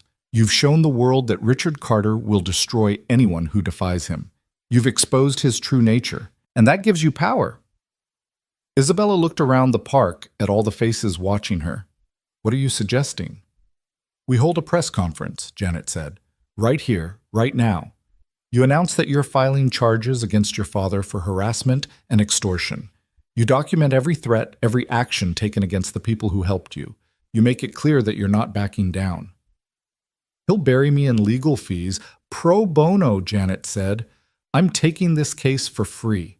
Win or lose, it's the kind of publicity money can't buy." Isabella felt something shift in her chest. A weight lifting, or maybe just repositioning. "And then what?" "Then we negotiate," Luke said, "but from a position of strength, not desperation." Isabella looked at the crowd gathered around her. Mrs. Patterson was there, and Sal, and Dottie. Marcus from the warehouse, Zoe with her purple hair bright in the morning sun. Even some of the customers from the diner, the ones who'd tipped extra and spoken kindly when she was dead on her feet. Why? She asked them. Why do you all care? It was Mr. Henderson who answered, the old man stepping forward with his coffee-stained veteran's cap. Because we've all been pushed around by rich folks who think money makes them right. Watching you stand up to your father, work yourself half to death rather than give in, it reminds us that money isn't everything, that regular people matter too. You're not regular people, Isabella said, her voice catching. You're extraordinary, all of you. She turned to Janet. What do I need to do? Janet smiled. Just tell the truth. 20 minutes later, Isabella stood before a cluster of news cameras that had been hastily assembled. The national media had been following the story, and they'd descended on the park like hungry wolves sensing fresh meat. Isabella had no prepared statement, no carefully crafted words. She just spoke from her heart. My name is Isabella Carter. 6 days ago, I ran away from home because my father was trying to force me into an arranged marriage for business purposes. When I refused to return, he sent men to physically drag me back. Luke Callahan saved me that night, a complete stranger who risked everything to help someone in need. She paused, looking directly into the cameras. Since then, my father has systematically attacked everyone who's shown me kindness. He's closed a factory early, putting hundreds out of work. He's threatened foreclosure on Luke's home. He's targeted a diner, a boarding house, even a school, all to punish me for claiming my right to make my own choices. The crowd was silent, hanging on every word. I've spent the last 5 days working minimum wage jobs, trying to prove I could survive without the Carter fortune. And you know what? I nearly killed myself trying. Not because the work is beneath me, but because the work is hard. Harder than anything I've ever done. The people who do these jobs every day, who support their families on these wages, who maintain their dignity despite being looked down on by people like my father, they're heroes. She spotted Pike at the edge of the crowd, his phone pressed to his ear, no doubt reporting to Richard. My father gave me a week to prove I could make it on my own. I failed that test by his standards. I collapsed at work, I couldn't maintain the pace, but I've succeeded in ways he never expected. I've discovered that wealth isn't measured in dollars. It's measured in the willingness of strangers to help someone in need. It's measured in solidarity, in kindness, in the courage to stand up to bullies no matter how powerful they are. Isabella took a deep breath. So here's my message to my father. I'm not coming back. Not to your world of arranged marriages and corporate mergers and treating people like chess pieces. I'm staying here, with people who value character over cash. And if you continue to harass and threaten this community, we will fight back. Not with money or influence, but with truth and determination and the knowledge that some things can't be bought. She stepped back from the microphones. The reporters erupted with questions, but Janet stepped forward to field them. Luke appeared at Isabella's side, guiding her away from the chaos. That was perfect, he said quietly. Was it? I just declared war on one of the most powerful men in America. No, you declared independence. There's a difference. They walked to a quiet corner of the park where Maddie was waiting, having skipped school with Luke's permission to witness this moment. That was amazing, Maddie said, hugging Isabella. You're like a real-life hero. I'm really not. You are to me, Maddie interrupted. You showed that standing up for yourself matters, even when it costs everything. Isabella's phone rang. Unknown number, but she knew who it would be. Hello, Father. You've lost your mind. Richard's voice was ice cold. Do you have any idea what you've just done to our stock price? Made it accurately reflect the company's values? This ends now, Isabella. You will publicly retract your statement, apologize for your behavior, and return home immediately. No. No? No, I'm done being your pawn. If you want to salvage this situation, you'll come here and negotiate like a civilized human being. I don't negotiate with your daughter? That's the problem, isn't it? You've never seen me as a person, just an asset. Well, this asset has depreciated in value, at least by your standards. Question is, what are you going to do about it? There was a long silence. Then, I'll be there in 3 hours. The line went dead. Isabella looked at Luke and Maddie, her chosen family of the moment. He's coming. Good, Luke said. Let him come. This is our turf now. The 3 hours passed like minutes and years simultaneously. Isabella sat in Luke's kitchen, the same table where she'd first tasted safety just 6 days ago, surrounded by an unlikely war council.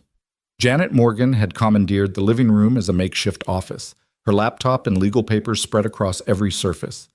Mrs. Patterson had arrived with a casserole and the fierce determination of a woman who'd seen too much injustice to tolerate more. Sal had closed the diner early, declaring that some things were more important than the lunch rush, and now stood by the window like a sentry, watching for the inevitable motorcade. "He'll try to intimidate you," Janet said, not looking up from her papers. "It's his primary negotiation tactic. Make you feel small, insignificant, dependent." "I know," Isabella replied, though her hands trembled slightly around her coffee mug, the same chipped one from that first night. "The key is to remember what you've built here," Luke added. "He can't take that away, no matter what he threatens."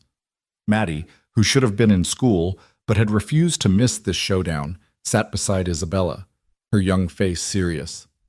"Mom always said bullies only have the power you give them." "Your mom sounds like she was wise," Isabella said. "She was," Maddie replied simply, and the quiet grief in those two words said everything about loss and survival and continuing on despite the emptiness. The sound of vehicles approaching made them all tense.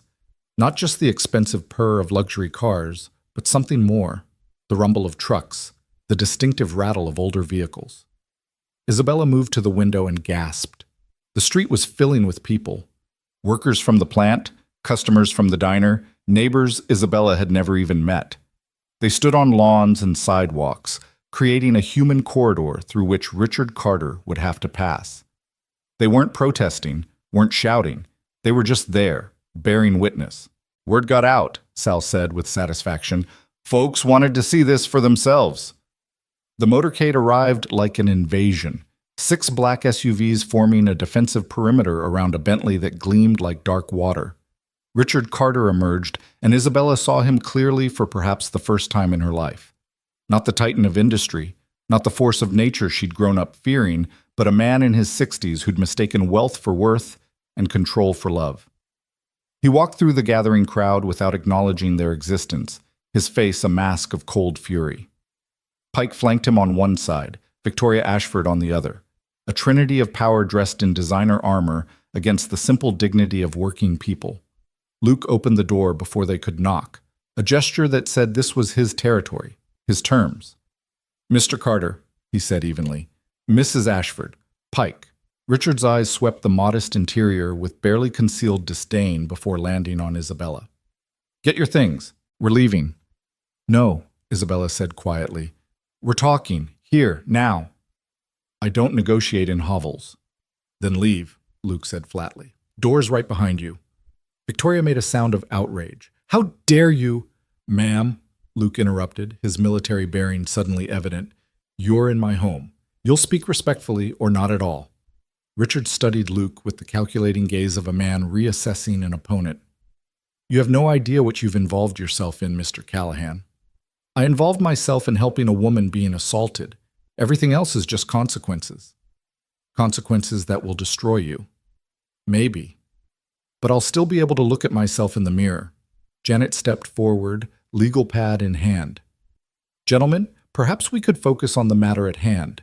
Mr. Carter, you're here to discuss terms with your daughter. Shall we begin?"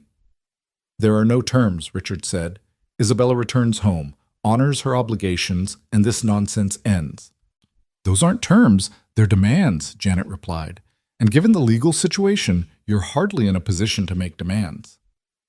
"Legal situation?" Pike scoffed. "You think your strip mall law degree intimidates us?" "No, but the documentation of systematic harassment might interest the SEC," Janet said calmly. "Using corporate resources to pursue a personal vendetta, targeting businesses for helping your daughter, manipulating bank loans to threaten foreclosure. These aren't just civil matters, Mr. Pike. They're potential criminal violations." "You can't prove. Actually, I can." Janet pulled out her phone, swiped to a recording app. "Amazing how many security cameras catch audio these days. Your conversation with Mr. Callahan about the mortgage, Mrs. Ashford's threats at the diner, the sudden health inspection, the plant closure acceleration. All documented, all traceable to Carter Tech's influence." Isabella watched her father's face change, the cold fury giving way to something more calculating. What do you want? He asked finally. Freedom, Isabella said. Complete, unconditional freedom to live my own life. In exchange for? I won't pursue legal action. I won't go public with the harassment campaign. I'll sign whatever documents you need for the merger, stating that I have no interest in the family business and no claim on future profits. The merger requires your participation. No, it requires my non-interference, Janet interjected. I've reviewed the contracts. Miss Carter's signature on a non-contestation agreement would suffice. Victoria's perfectly composed face cracked slightly. This is absurd. Isabella, you're throwing away billions. I'm throwing away chains, Isabella corrected. Golden chains, but chains nonetheless. You ungrateful little... Careful, Luke warned, and something in his tone made Victoria stop mid-sentence. Richard was silent for a long moment, his mind clearly working through calculations and consequences. And if I refuse? Then we go to court, Janet said, very publicly. Every major media outlet will cover it. The poor little rich girl forced into an arranged marriage, fighting back against her tyrannical father. The stock price will crater. The board will revolt. The merger will definitely fail. You'd destroy your own family's legacy? What legacy? Isabella asked. A fortune built on treating people as commodities? A name that opens doors but closes hearts? That's not a legacy, Father. It's a liability. Maddie, who'd been silent throughout, suddenly spoke up. My mom used to say that what you leave behind isn't what's written on your tombstone, but what's written in people's hearts. Richard turned his cold gaze on the teenager. And what did your mother leave behind? Medical debt that nearly bankrupted your father. The room erupted. Luke lunged forward, held back only by Isabella and Sal's combined grip. Mrs. Patterson launched into a tirade that would have made sailors blush. Even Janet lost her professional composure, her voice sharp with outrage. But it was Maddie who delivered the killing blow, her young voice cutting through the chaos with devastating clarity. My mother left love, she said simply.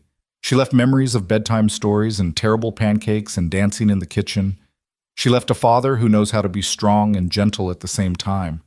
She left a town full of people who still bring us casseroles on her birthday because they remember her kindness.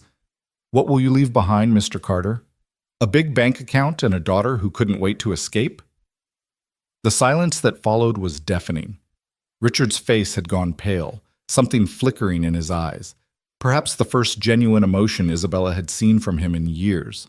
You know nothing about it, he said finally, but the words lacked their usual force. I know Isabella has been happier in 6 days of poverty than in 28 years of wealth, Maddie continued. That has to mean something, even to you. Richard looked at his daughter then, really looked at her. Saw the exhaustion from physical labor, the simple clothes, the chapped hands from dish soap and warehouse work, but also saw something else. A strength that hadn't been there before. A certainty that no amount of money could buy or break. You really choose this? He asked, and for a moment he sounded almost human. This ordinary life? There's nothing ordinary about it, Isabella replied. These people work harder in a day than I ever did in a year. They love fiercely, protect completely, and stand by each other without calculating the cost-benefit ratio. So yes, I choose this. You'll regret it. When the novelty wears off, when you're 40 and still serving coffee, when you can't afford proper medical care, then I'll deal with those problems as they come, like everyone else does. Richard turned to Luke. And you? What's your angle in this? Hero complex? Some misguided attraction? I have a daughter, Luke said simply. I'm teaching her to stand up for what's right, even when it costs everything. Isabella is doing that. Supporting her is the lesson I want Maddie to learn. Noble words from a man about to lose his house. Cancel the foreclosure, Isabella said suddenly. All of it. The house, the plant closure acceleration, the threats against the diner and boarding house. Reverse it all. Why would I? Because it's the right thing to do. Because these people didn't ask to be part of our family drama. Because maybe, just maybe, there's still a shred of the man Mother fell in love with buried under all that ice. The mention of Isabella's mother, dead 5 years now from a car accident that Richard had never properly grieved, made him flinch visibly. Your mother would be ashamed of what you're doing, he said quietly. No, Isabella said with certainty. She'd be proud that I finally found the courage she never did. That landed like a physical blow. Richard's composure, already cracked, shattered completely. You think she was happy? He asked, his voice raw. You think she didn't choose the life we built together? I think she made the best of the choices she was allowed, Isabella replied gently, just like I did, until I couldn't anymore. She left too, Richard said, so quietly Isabella almost missed it. Not like you, she couldn't run, but she left in every way that mattered. Charity work, travel, anything to avoid being home, to avoid me. Because you stopped seeing her, Isabella said, just like you stopped seeing me. We became acquisitions, Father. Things to be managed and displayed, not people to be loved. I did love, I do love. Then prove it, Isabella challenged. Let me go. Not as a business decision, but as a father who wants his daughter to be happy. The room held its breath. Outside, the crowd of witnesses pressed closer, sensing the pivotal moment through walls and windows. Victoria chose that moment to interject. Richard, this is ridiculous. We're not here to indulge emotional manipulation. Shut up, Victoria, Richard said tiredly, and the shock on her face would have been comical in other circumstances. He pulled out his phone, typed for several moments, then showed the screen to Pike. Done. The foreclosure is canceled. The plant will remain on its original closure timeline. All pressures on local businesses are withdrawn. Richard, Victoria protested, the merger will proceed without Isabella's involvement. He looked at his daughter. You'll sign the non-contestation agreement? Today. Then we're done. He turned to leave, then paused. Your mother would be proud. I can see that now. Daddy, Isabella said, using the childhood name she hadn't spoken in years. He stopped but didn't turn around. It doesn't have to be forever, she said softly. Maybe someday, when you remember how to see people instead of assets, we could try again. Just as father and daughter, not CEO and heir. His shoulders shifted slightly, perhaps a nod, perhaps just resignation. Then Richard Carter walked out of Luke's modest home, through the corridor of watching townspeople, and climbed into his Bentley. The motorcade pulled away, leaving only ordinary cars and extraordinary people in its wake. Isabella sank into a chair, suddenly boneless. Did that really just happen? You won, Janet said, already pulling up documents on her laptop. We need to get that agreement signed before he changes his mind, but you won. We won, Isabella corrected, looking around the room at the people who'd stood with her. The celebration that followed was subdued, but genuine. Mrs. Patterson produced cookies from somewhere. Sal opened the diner for an impromptu victory dinner, and the town gathered to mark the moment when David beat Goliath not with a stone, but with solidarity.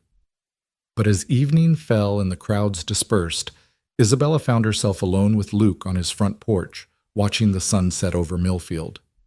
So what now? He asked. I honestly don't know, she admitted. I've been so focused on getting free, I never thought about what comes after. You could leave, go anywhere, be anyone. I could. She was quiet for a moment. But I think I'd like to stay, at least for a while. Sal says I'm getting better at the coffee pour, and Mrs. Patterson needs help with the breakfast crowd. That's not much of a life for someone who could have anything. It's everything, Isabella corrected.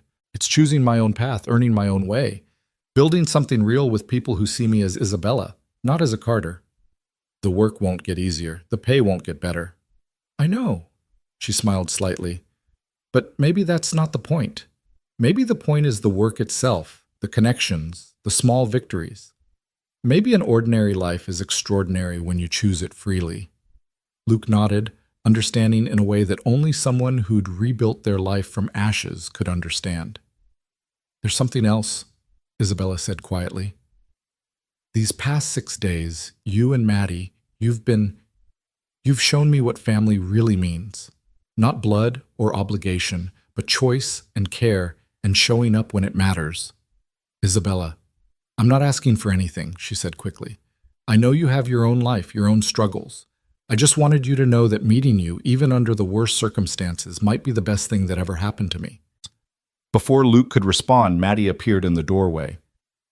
Dad, Isabella, Mrs. Patterson's on the phone. Something about a job opportunity? Isabella took the phone, listened for a moment, then started laughing. You're serious? Yes, yes, of course. Tomorrow morning? I'll be there. She hung up and turned to Luke and Maddie with shining eyes. The community center, the one that closed when the plant downsized? Mrs. Patterson's church group just got a grant to reopen it. They need someone to run programs for displaced workers, help with job training and placement. The pay is barely above minimum wage, but it's perfect, Luke finished. It's you. Would you help? Isabella asked suddenly. Both of you?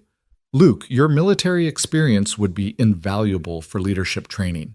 And Maddie, you could tutor kids who are struggling with school because their parents are working multiple jobs. I'd have to find a job first, Luke pointed out. Actually, Sal's voice came from behind them. When had he arrived? I've been thinking about retiring. Bad back, you know. Need someone to take over the diner. Someone who understands hard work and has proven he'll stand up for this community. Sal, I don't know anything about running a restaurant. You know people. The rest can be learned. Sal shrugged. Think about it. The place doesn't make much, but it's honest work. As Sal wandered off, Maddie looked between Luke and Isabella with a knowing smile. So we're all staying? We're all going to rebuild together? Looks like it, Luke said, ruffling his daughter's hair. Good, Maddie declared. Mom would have liked this. All of us choosing to be family. Isabella felt tears prick her eyes. Good tears. Healing tears. 6 days ago, she'd run from a life that was killing her slowly. Now, she'd found a life worth living, worth fighting for, worth the calluses and exhaustion and small paychecks. Her phone buzzed with the news alert. The headline made her laugh out loud. Carter Heiress chooses love over luxury. The billionaire's daughter who said no to billions. They got it wrong, she said, showing Luke the screen. I didn't choose love over luxury. I chose freedom over fear. I chose real over rehearsed. I chose hard work over easy money. And? Luke prompted, something warm in his eyes. And maybe, Isabella said, meeting his gaze, maybe I chose the possibility of something real with people who matter over the certainty of something fake with people who don't. That's a lot of choosing, Maddie observed with 13-year-old wisdom. But good choices, I think. As night fell over Millfield, the three of them sat on the porch, not talking about the future or the past, just existing in a moment of hard-won peace. Tomorrow would bring new challenges, the community center to organize, the diner to learn, a life to build from scratch. But tonight, Isabella Carter, though she was already thinking about legally changing her name to just Isabella, was exactly where she chose to be. Not because she had nowhere else to go, but because she had nowhere else she'd rather be. The news vans had finally left, taking with them the story they thought they understood. But the real story was just beginning. Not the tale of a runaway heiress, but the story of a woman who ran toward something instead of away, toward community, toward purpose, toward a version of herself she was only just beginning to discover. A week ago, she'd had everything and felt nothing. Now she had almost nothing and felt everything. The trade-off, she decided, as Luke's hand found hers in the darkness and Maddie leaned against her shoulder, was more than worth it.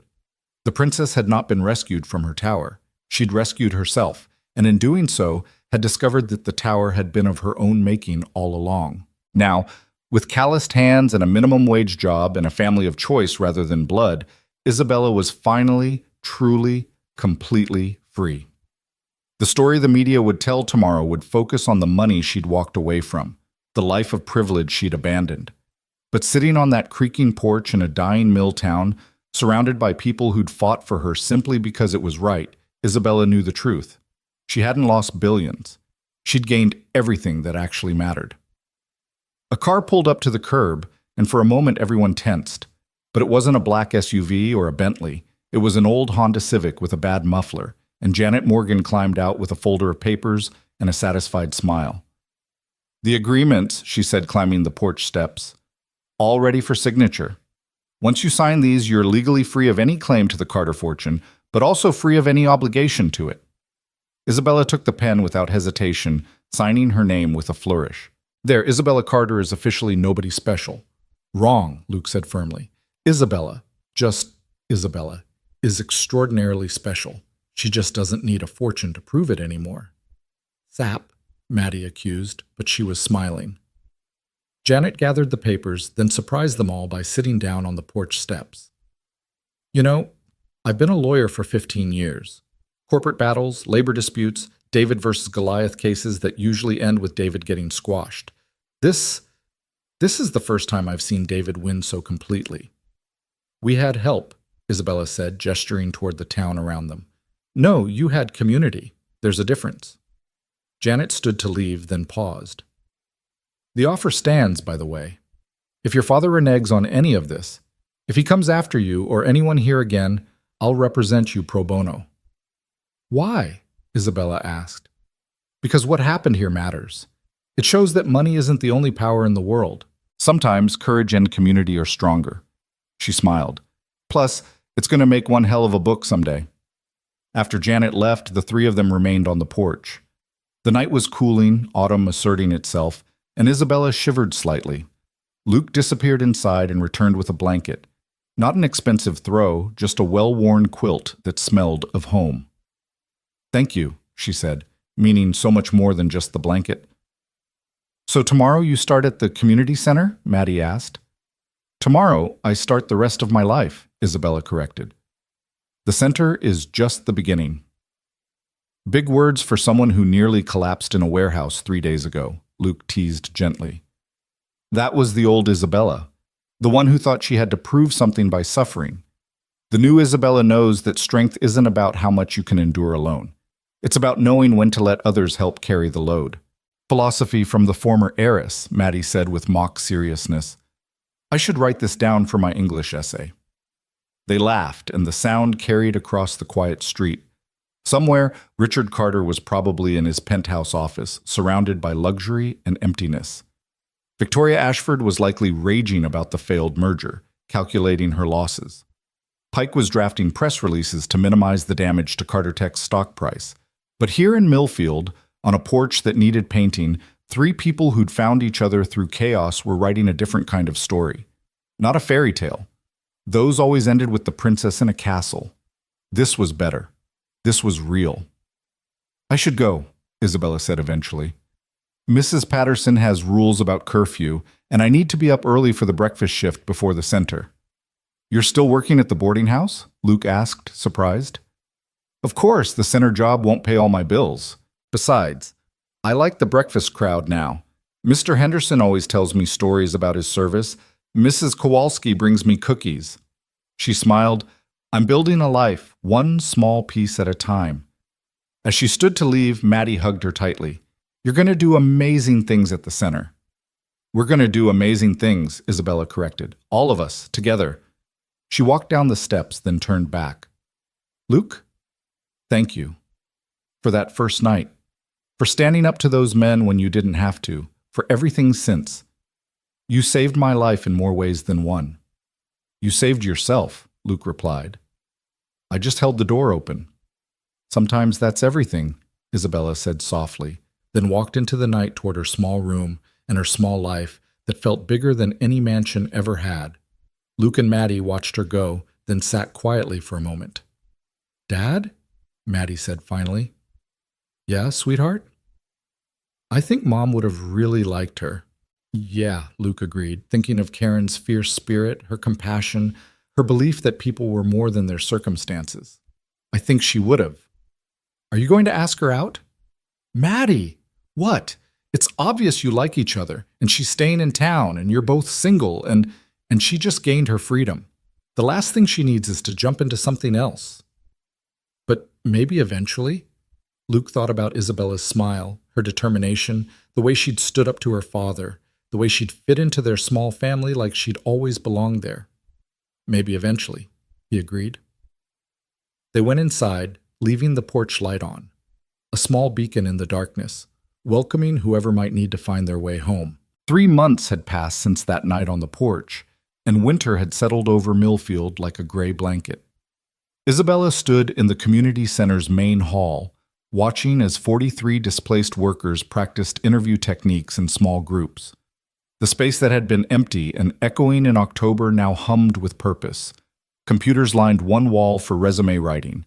A corner had been converted into a children's area where parents could leave their kids during training sessions, and the smell of coffee perpetually wafted from the small kitchen where volunteers kept the pot always full. "Isabella, we have a problem," Marcus said, approaching with a worried expression.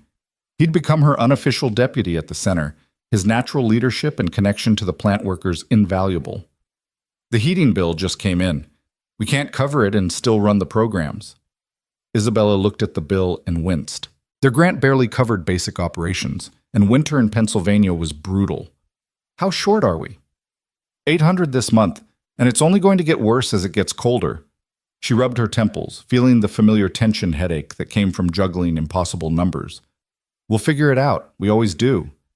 "Isabella, you can't keep covering shortfalls out of your diner tips." "Watch me," she said with more confidence than she felt. Between her morning shifts at Mrs. Patterson's, lunch rushes at the diner, Sal had officially hired her full-time when she wasn't at the center, and evening programs here, she was barely sleeping. But the work mattered. These people mattered.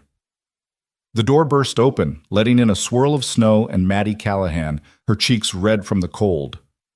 "Isabella, Dad sent me to get you. There's someone at the diner you need to see." "I can't leave now. We have the resume workshop." "Marcus can handle it," Maddie insisted. "This is important." Isabella grabbed her coat, a second-hand find from the church thrift shop that had become her favorite possession, and followed Maddie through the snowy streets. The diner was packed for lunch, steam fogging the windows, but all conversation stopped when she entered. There, sitting in the corner booth like he'd been carved from ice, was Richard Carter. Isabella froze. She hadn't seen or spoken to her father since that day in Luke's living room. He looked older, she thought, grayer. The armor of his expensive suit couldn't hide the weariness in his shoulders. Luke stood behind the counter, coffee pot in hand, his expression carefully neutral. "He's been here an hour," he said quietly. Said he'd wait as long as it took. Isabella approached the booth slowly, aware of every eye in the diner following her movement. She slid in across from her father, noting the untouched cup of coffee in front of him. "Hello, Father." "Isabella."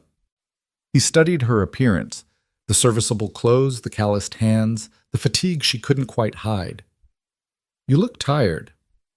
"I work for a living now. It's tiring." "So I gather." He pulled out a tablet, swiped to a news article. "The Millfield Miracle: How One Woman is Rebuilding a Dying Town." Quite a headline. "I didn't ask for the article." "No, but you're living it. 12-hour days, multiple jobs, running programs on a shoestring budget." He set the tablet down. "I've been receiving reports." "From Pike?" "I've seen him lurking around." "Not Pike. I fired Pike 2 months ago." Isabella blinked in surprise. "Why?" "He reminded me too much of myself." Richard's smile was rueful. "Turns out that's not a recommendation." They sat in silence for a moment, the diner's normal chaos muted around them. "Why are you here?" Isabella asked finally. "The community center needs funding." "We're managing." "No, you're drowning. 800 short on heating this month, 1,200 short on the mortgage payment, and that's before the insurance increase hits in January." At her shocked expression, he added, "I told you, I've been receiving reports. Your landlady, Mrs. Patterson, is quite forthcoming when properly approached." "You've been talking to Mrs. Patterson?" "She wrote to me, actually. A handwritten letter, if you can believe it. Called me various unflattering names, then suggested I might want to know what my daughter was accomplishing." Isabella glanced toward the kitchen where Mrs. Patterson was probably lurking, eavesdropping. "I don't want your money. I'm not offering it. I'm offering an investment. Carter Tech needs a community relations initiative, something to improve our image after the recent—" He paused, searching for words. "Unpleasantness. The community center could be our pilot program." "Absolutely not. These people aren't PR props for you to—" "500,000 a year," Richard interrupted. "No strings, no photo ops, no corporate branding. The money flows through a blind trust. You run the programs however you see fit." Isabella stared at him. "What's the catch?" "The catch is that you have to let me do this. You have to let me try to make something right. This isn't about making things right. This is about control. It's always about control with you. No, Richard said quietly. This is about a father who's lost everything that matters, trying to find a way back to the one thing that does. The vulnerability in his voice was so unexpected that Isabella couldn't immediately respond. Luke appeared with a fresh pot of coffee, giving her a moment to collect herself. "Everything okay here?" he asked, his protective tone clear. "We're fine," Isabella said, not taking her eyes off her father. "Aren't we?" Richard nodded slowly. "Mr. Callahan, I owe you an apology. My behavior 3 months ago was inexcusable." Luke's eyebrows rose. "That's unexpected." "I've had time to reflect. Being humbled publicly has that effect." Richard's smile was self-deprecating. "My stock price has recovered, by the way. Turns out investors appreciate a CEO who can admit mistakes." "Who knew?" 500,000, Isabella repeated. "No strings." "One string," Richard admitted. "You have dinner with me once a month. Just dinner, just talking. No business, no pressure. Just a father and daughter trying to remember how to be family." Isabella felt tears prick her eyes. "I don't know if I can trust you." "I know, I haven't earned it, but I'd like to try." She looked around the diner at the faces watching them. Sal trying to pretend he wasn't listening. Dottie openly staring, regular customers who'd become friends over 3 months of shared coffee and conversation. These people had taught her about real community, real support. Maybe they could teach her about forgiveness too. "One dinner," she said finally. "We'll start there." Relief flickered across Richard's features. "Tonight? I have programs until 8. 8:30 then. Here?" He gestured around the diner. "You want to have dinner at Sal's?" "It seems appropriate. This is your world now." After he left, promising to return that evening, the diner exploded in conversation. Everyone had opinions, advice, warnings, but it was Sal who summed it up best. "Family's complicated, but sometimes complicated is worth it." Isabella returned to the community center to find Marcus had indeed handled the resume workshop beautifully. The afternoon flew by in a blur of job placement calls, skills assessments, and planning sessions for the spring training program. At 5, Luke arrived with Maddie for their volunteer shift, Luke teaching basic financial literacy while Maddie tutored in the kids' corner. "Heard about your father," Luke said during a break. "You okay?" "I don't know. 3 months ago I was sure I never wanted to see him again. Now..." She shrugged. "People change, right?" "Some people, some don't." He touched her arm gently. "Just be careful. I'm having dinner with him at Sal's. Pretty sure he can't kidnap me from there." "Want backup?" "No, but thank you." She smiled at him, feeling the familiar warmth that had been growing between them over the months. They hadn't acted on it. She needed time to be just Isabella, not someone's daughter or girlfriend, but it was there, patient and steady, like Luke himself. At 8:15, she walked through the snow back to Sal's, her second-hand boots crunching on the salt-scattered sidewalk. Richard was already there, looking hilariously out of place in his $1,000 suit among the vinyl and formica. "You came back," she said, sliding into the booth. "I said I would." Dottie appeared with menus, which seemed absurd. Isabella knew every item by heart, had served them all hundreds of times. "What can I get you folks?" "What do you recommend?" Richard asked Isabella. "The meatloaf. It's Thursday, so Sal made it fresh this morning. Best in Pennsylvania." "Then meatloaf it is." They ordered and then faced each other across the table, 3 months of silence stretching between them. "Tell me about the center," Richard said finally. So she did. She told him about Marcus and his daughter Jasmine, who'd gotten the Carter Foundation scholarship and was thriving at Penn State. About the single mothers who brought their kids to the evening programs because they couldn't afford childcare. About the veterans who came for Luke's financial literacy classes but stayed for the coffee and companionship. About small victories, jobs found, skills learned, dignity preserved despite circumstances. "You're happy," Richard observed when she paused. "Really happy." I am. It's hard. Harder than anything I've ever done, but it's real. It's mine. Your mother would be proud." Isabella's throat tightened. Don't Don't use her memory to, I'm not. I'm stating a fact. She would be proud. She always wanted. He stopped, started again. She wanted you to be your own person. I'm the one who tried to make you into something else. Their food arrived, giving them both a moment to regroup. Richard took a bite of meatloaf, his eyes widening slightly. This is actually excellent. Don't sound so surprised. Good food doesn't require white tablecloths. They ate in relative silence for a few minutes, the diner's comfortable chaos around them. Then Richard said, I've been seeing someone. Isabella nearly choked on her coffee. What? A therapist. Pike's firing wasn't the only change I made. I've been trying to understand why I became what I became. And it turns out losing your wife and pushing away your daughter leaves you with nothing but money, which is a cold comfort at 3 a.m. He set down his fork.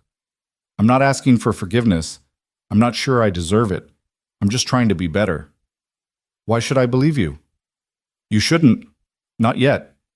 But maybe, over time, I can earn it. Isabella studied his face, searching for the calculation that had always been there. She found uncertainty instead, and somehow that was more convincing than any smooth words could have been. The funding for the center, she said. I'll accept it, but with conditions. Name them. Complete transparency. I see all documents, all transfers. The community board has oversight, and if you ever try to use it as leverage, it stops immediately. Agreed. And the dinners, here, always here. My territory. Agreed. And you apologize to Luke, properly. And to Mrs. Patterson and Sal and everyone else you threatened. Well, Richard's jaw tightened, but he nodded. Agreed. They finished their meal, talking carefully about safe topics, the weather, changes in Millfield, anything but the years of hurt between them. When the check came, Richard reached for it, but Isabella was faster. My treat, she said. I work here, remember? Employee discount. Isabella, I can afford. So can I. It's $12, not $12,000. She paid with the tips she'd earned that morning, noting the irony of buying her billionaire father dinner with coffee money. But Richard seemed to understand the gesture, the importance of it. As they stood to leave, he hesitated. Same time next month? Last Thursday of the month, standing date. Thank you, he said simply, and she knew he meant for more than just dinner. After he left, Isabella helped Dottie close up, wiping down tables and refilling salt shakers, the familiar routine soothing her churning emotions. That was a big step, Dottie observed. Maybe too big. Honey, there's no such thing as too big when it comes to forgiveness. Just take it one dinner at a time. Isabella walked home to Mrs. Patterson's through the falling snow, finding the older woman waiting in the kitchen with hot tea and an expectant expression. So, how did it go? You wrote to him. You interfered. I observed and acted. There's a difference. Mrs. Patterson pushed a mug toward her. That man needed to see what he was missing. You needed to decide if he was worth forgiving. Neither of you would make the first move, so I did. You had no right. I have every right. You're mine now, girl. This town claimed you, and that makes you family. And family medals. She smiled. Besides, it worked, didn't it? Isabella wanted to be angry, but found herself laughing instead. You're impossible. I'm right. There's a difference. The next morning brought chaos to the community center. The news of Carter Tech's funding had somehow leaked, Isabella suspected Mrs. Patterson, and the phone hadn't stopped ringing. Local news wanted interviews, displaced workers wanted to know if this meant more programs, and the mayor himself showed up to shake hands and claim credit he didn't deserve. I can't deal with this, Isabella told Marcus desperately. We have actual work to do. Then do it, he said simply. Let them talk. You keep working. So she did, ignoring the cameras to focus on what mattered. By noon, things had calmed enough for her to escape to her shift at the diner, where she found Luke waiting at the counter. Heard about the funding? He said. 500,000? Enough to really make a difference. Heat all winter, expand the programs, maybe even hire real staff instead of relying on volunteers. You trust him? No, but I trust the legal documents Janet's drawing up. She poured him coffee without being asked, knowing his order by heart now. How's Maddie? Excited about the expansion. She's already planning a whole tutoring program, complete with curriculum. His smile was proud. She's got her mother's organizing gene. And her father's heart. Their eyes met and held for a moment, that familiar warmth sparking between them. 3 months of careful friendship, of building something solid and real without the pressure of romance. But lately, Isabella had been thinking about what came next, about what she wanted beyond survival and work. "Luke! Isabella! Order up!" Sal's voice boomed from the kitchen, breaking the moment. The lunch rush descended, leaving no time for personal conversation. Isabella moved through the familiar dance of orders and refills, but her mind kept drifting to possibilities. She'd proven she could stand alone. Maybe it was time to consider standing with someone. That evening, she was filing paperwork at the center when Zoe burst in, purple hair now streaked with green for the holidays. "Isabella, you'll never guess what happened. You won the lottery?" "Better. I got promoted to shift supervisor at the warehouse. 30% raise and I can recommend people for hire." She grinned. "Guess who I'm recommending?" "Zoe, I can't go back to the warehouse. The center needs—" "Not you, dummy. Some of your people from the center. Marcus already has warehouse experience and there are at least 6 others who could do the work. Real jobs, real pay, right now." Isabella hugged her friend tightly. "You're amazing." "I'm practical. The warehouse needs workers. You have trained people. Win-win." As Zoe left to spread the good news, Isabella felt a surge of hope. Things were connecting, building, growing. The community she'd found was becoming something more, a network of support that lifted everyone. Her phone rang. Janet Morgan. "Isabella, I've reviewed the funding contracts from your father. They're solid, better than solid. He's essentially giving you carte blanche with serious legal protections. Too good to be true? Maybe. Or maybe a man is trying to buy his way back to redemption. Either way, you're protected." After the call, Isabella sat in the quiet center, thinking about redemption and second chances. Through the window, she could see the snow-covered town, lights beginning to twinkle in windows as families gathered for dinner. 3 months ago, she'd been a stranger here. Now she was part of the fabric of this place, woven into its struggles and hopes. A knock at the door interrupted her thoughts. Luke stood there with 2 cups of hot chocolate from the cafe down the street. "Thought you could use this," he said, offering her a cup. "You thought right." She took a sip, savoring the warmth. "Want to sit?" They settled on the worn couch in the reception area, the one donated by the Methodist Church that had seen better decades but was perfectly comfortable. "I've been thinking," Luke started, then stopped. "This is harder than diffusing IEDs." "What is?" "Asking you to dinner. A real dinner, not grabbing food between shifts. A date dinner." Isabella felt her heart skip. "Luke, I know you needed time, space to be yourself, find your feet. And if you still need that, I understand. But Isabella, these 3 months, watching you build this life, seeing your strength and compassion and stubbornness, which is considerable, by the way, I've fallen for you. Completely." She set down her cup, turned to face him fully. "I work 16-hour days. I smell like diner grease and industrial cleaner. I have exactly 3 outfits that aren't work clothes. I'm nobody special. Stop." His voice was firm. "You're Isabella. You stood up to a billionaire, saved a community center, and somehow made my daughter believe in hope again after her mother died. You're the most special person I know." "Maddie's okay with this?" Luke laughed. "Maddie's been trying to set us up for 2 months. She'll probably throw a party when I tell her." Isabella thought about all the reasons to say no. She was still finding herself, still building her life. Romance would complicate things. But then she looked at Luke, steady, kind Luke, who'd stood by her from the beginning, who'd risked everything for a stranger, who saw her as Isabella, just Isabella, and always had. "Okay," she said softly. "Okay. Dinner. A real dinner, but not anywhere fancy. I don't do fancy anymore." "How about my place? I'll cook. Maddie will pretend to have homework in her room but actually eavesdrop."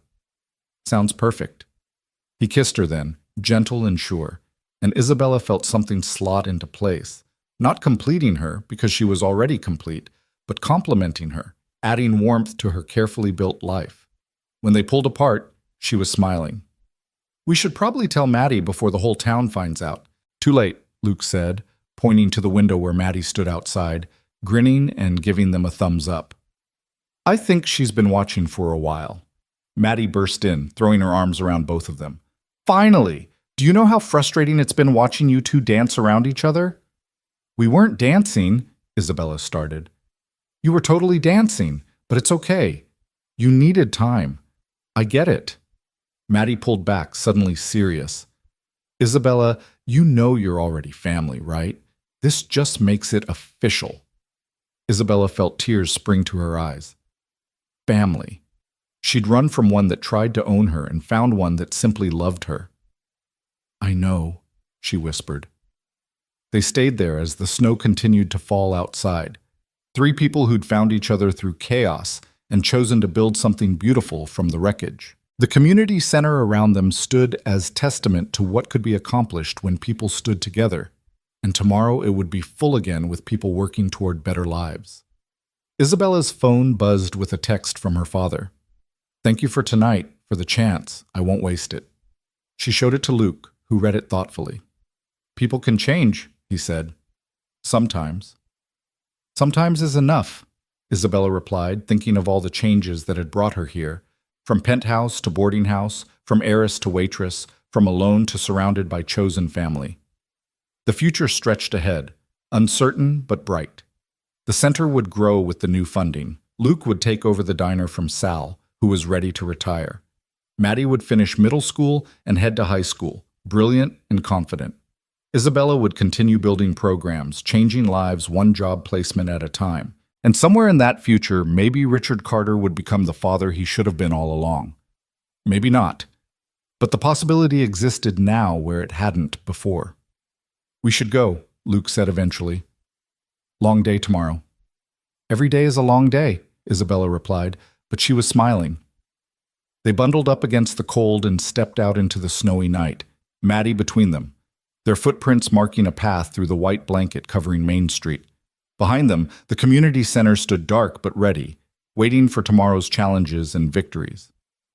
As they walked, Isabella thought about the journey that had brought her here, the desperate flight from a life that wasn't hers, the gas station fight, the week that had nearly broken her, the choice to stay and build rather than run and hide. Every step had been hard, but every step had been hers. "Penny for your thoughts," Luke said. "Just thinking about how different everything is from 6 months ago." Better different or worse different? Isabella looked at him, at Maddie, at the town that had become home, at the life she'd built with her own hands and determination, and the help of people who owed her nothing but gave her everything. "Better," she said with absolute certainty. "Definitely better." They reached Luke's house, the porch light still on, that beacon that had welcomed her on the worst night of her life and now welcomed her home. Tomorrow would bring new challenges. The heating bills would still be tight, despite the funding. The displaced workers would still need jobs. The balance between forgiveness and caution with her father would be delicate. But tonight, she was exactly where she belonged, with people who loved her for who she was, not what she represented or what she could provide. Tonight, she was just Isabella, diner waitress, community organizer, chosen daughter, maybe girlfriend, definitely family. The girl who'd run from everything had finally found something worth running toward, and she was never letting go. Spring arrived in Millfield with a burst of energy that matched the transformation taking place throughout the town. The community center had become the heartbeat of revival, and Isabella stood in its renovated main hall, watching as the governor himself toured the facility. 6 months had passed since that snowy night when she'd accepted both her father's funding and Luke's love, and the changes were remarkable. "This is extraordinary," Governor Walsh was saying, his political smile genuine for once. 6 months ago, this town was dying. Now you have job placement rates exceeding 60%, new businesses opening, families staying instead of leaving. Isabella walked him through the programs, pride evident in every gesture. The computer lab hummed with activity as people learned coding and digital marketing. The industrial training room, built with the first installment of Carter Tech funding, prepared workers for jobs in renewable energy, the sector Isabella had identified as Pennsylvania's future. The childcare center meant parents could attend classes without worry. And this all started with one woman refusing to give up, the governor said, clearly angling for a photo opportunity. It started with a community refusing to give up, Isabella corrected. I just helped organize what was already here. Marcus appeared at her elbow, his supervisor badge from the warehouse glinting. Isabella, we have a situation. She excused herself from the governor, following Marcus to the office where Luke sat with a grim expression, papers spread before him. What's wrong? She asked. Sal's medical bills, Luke said quietly. His cancer's back and the treatment isn't covered. He's talking about selling the diner to pay for it. Isabella's heart sank. Sal had become like a grandfather to her, gruff and loving in equal measure. The diner was his life's work, and Luke had been preparing to take it over when Sal was ready to retire on his own terms, not forced out by medical bankruptcy. How much? She asked. $40,000 just to start treatment. Could be twice that before it's done. Isabella stared at the numbers, her mind racing. The center's funding was earmarked for programs legally restricted. Her personal savings, built carefully over 6 months of multiple jobs, might cover $1,000. We'll figure it out, she said with more confidence than she felt. That evening's monthly dinner with Richard took on new urgency. They sat in their usual booth at Sal's, the man himself stubbornly working the kitchen despite his diagnosis. You look troubled, Richard observed, studying his daughter over his coffee cup. Their relationship had evolved slowly over the months, each dinner building a fragile bridge over old wounds. He'd kept every promise. The funding flowed without interference.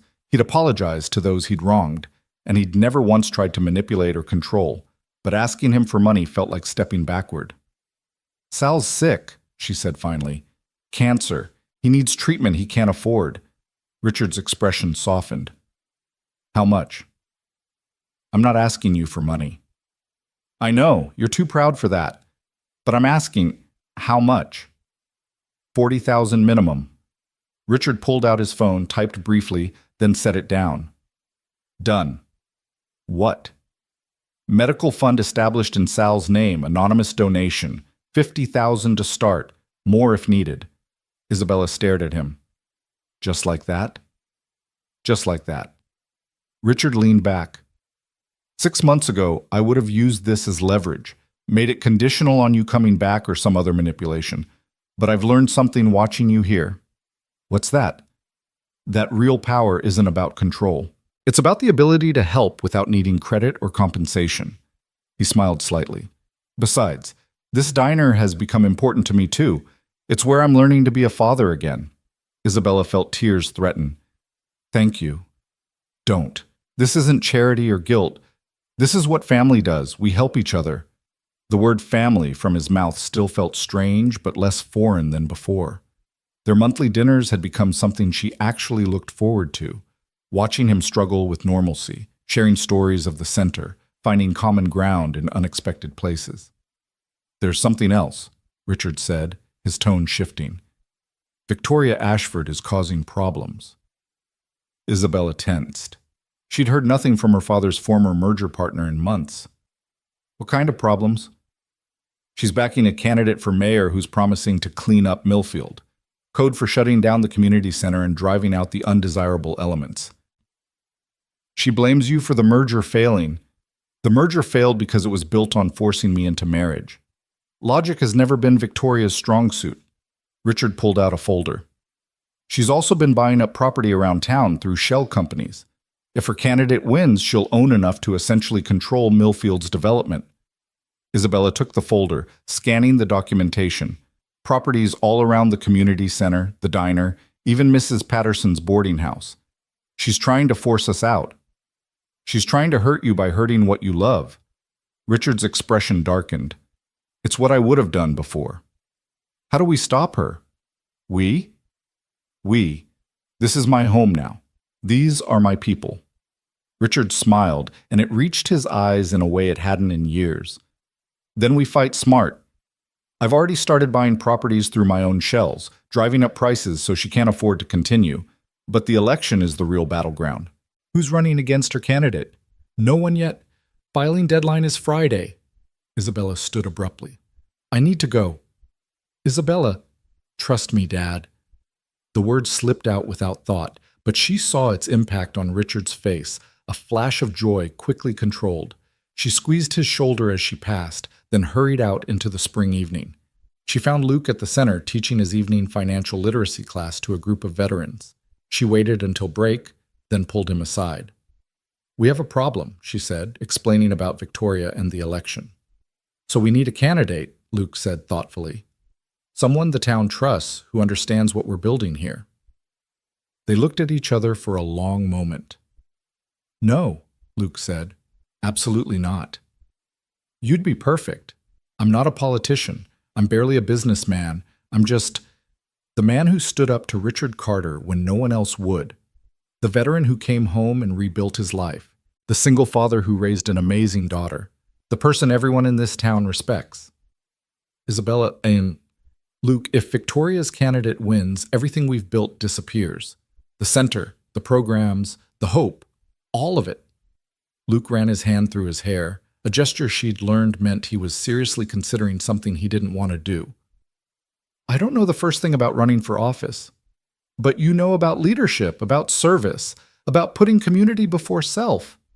She took his hands. "We'd all help. The whole town would rally behind you." "What about the diner? I'm supposed to take over for Sal."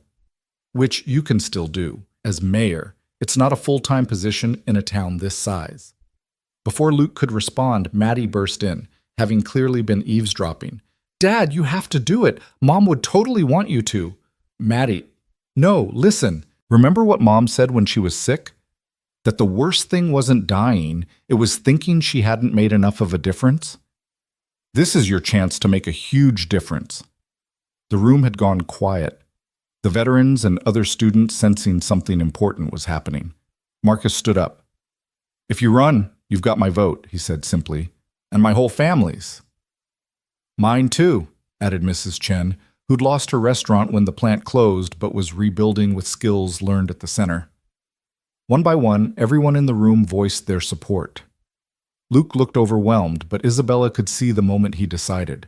The same look he'd had that night at the gas station, a man who saw what needed to be done and couldn't walk away. "All right," he said quietly. "I'll run." The room erupted in cheers, and Isabella kissed him soundly, not caring who saw. This was her family, her community, and they were going to fight for it. The next 3 days were a whirlwind of paperwork, signatures, and grassroots organizing. Isabella barely slept, coordinating volunteers while maintaining her shifts at the diner and programs at the center.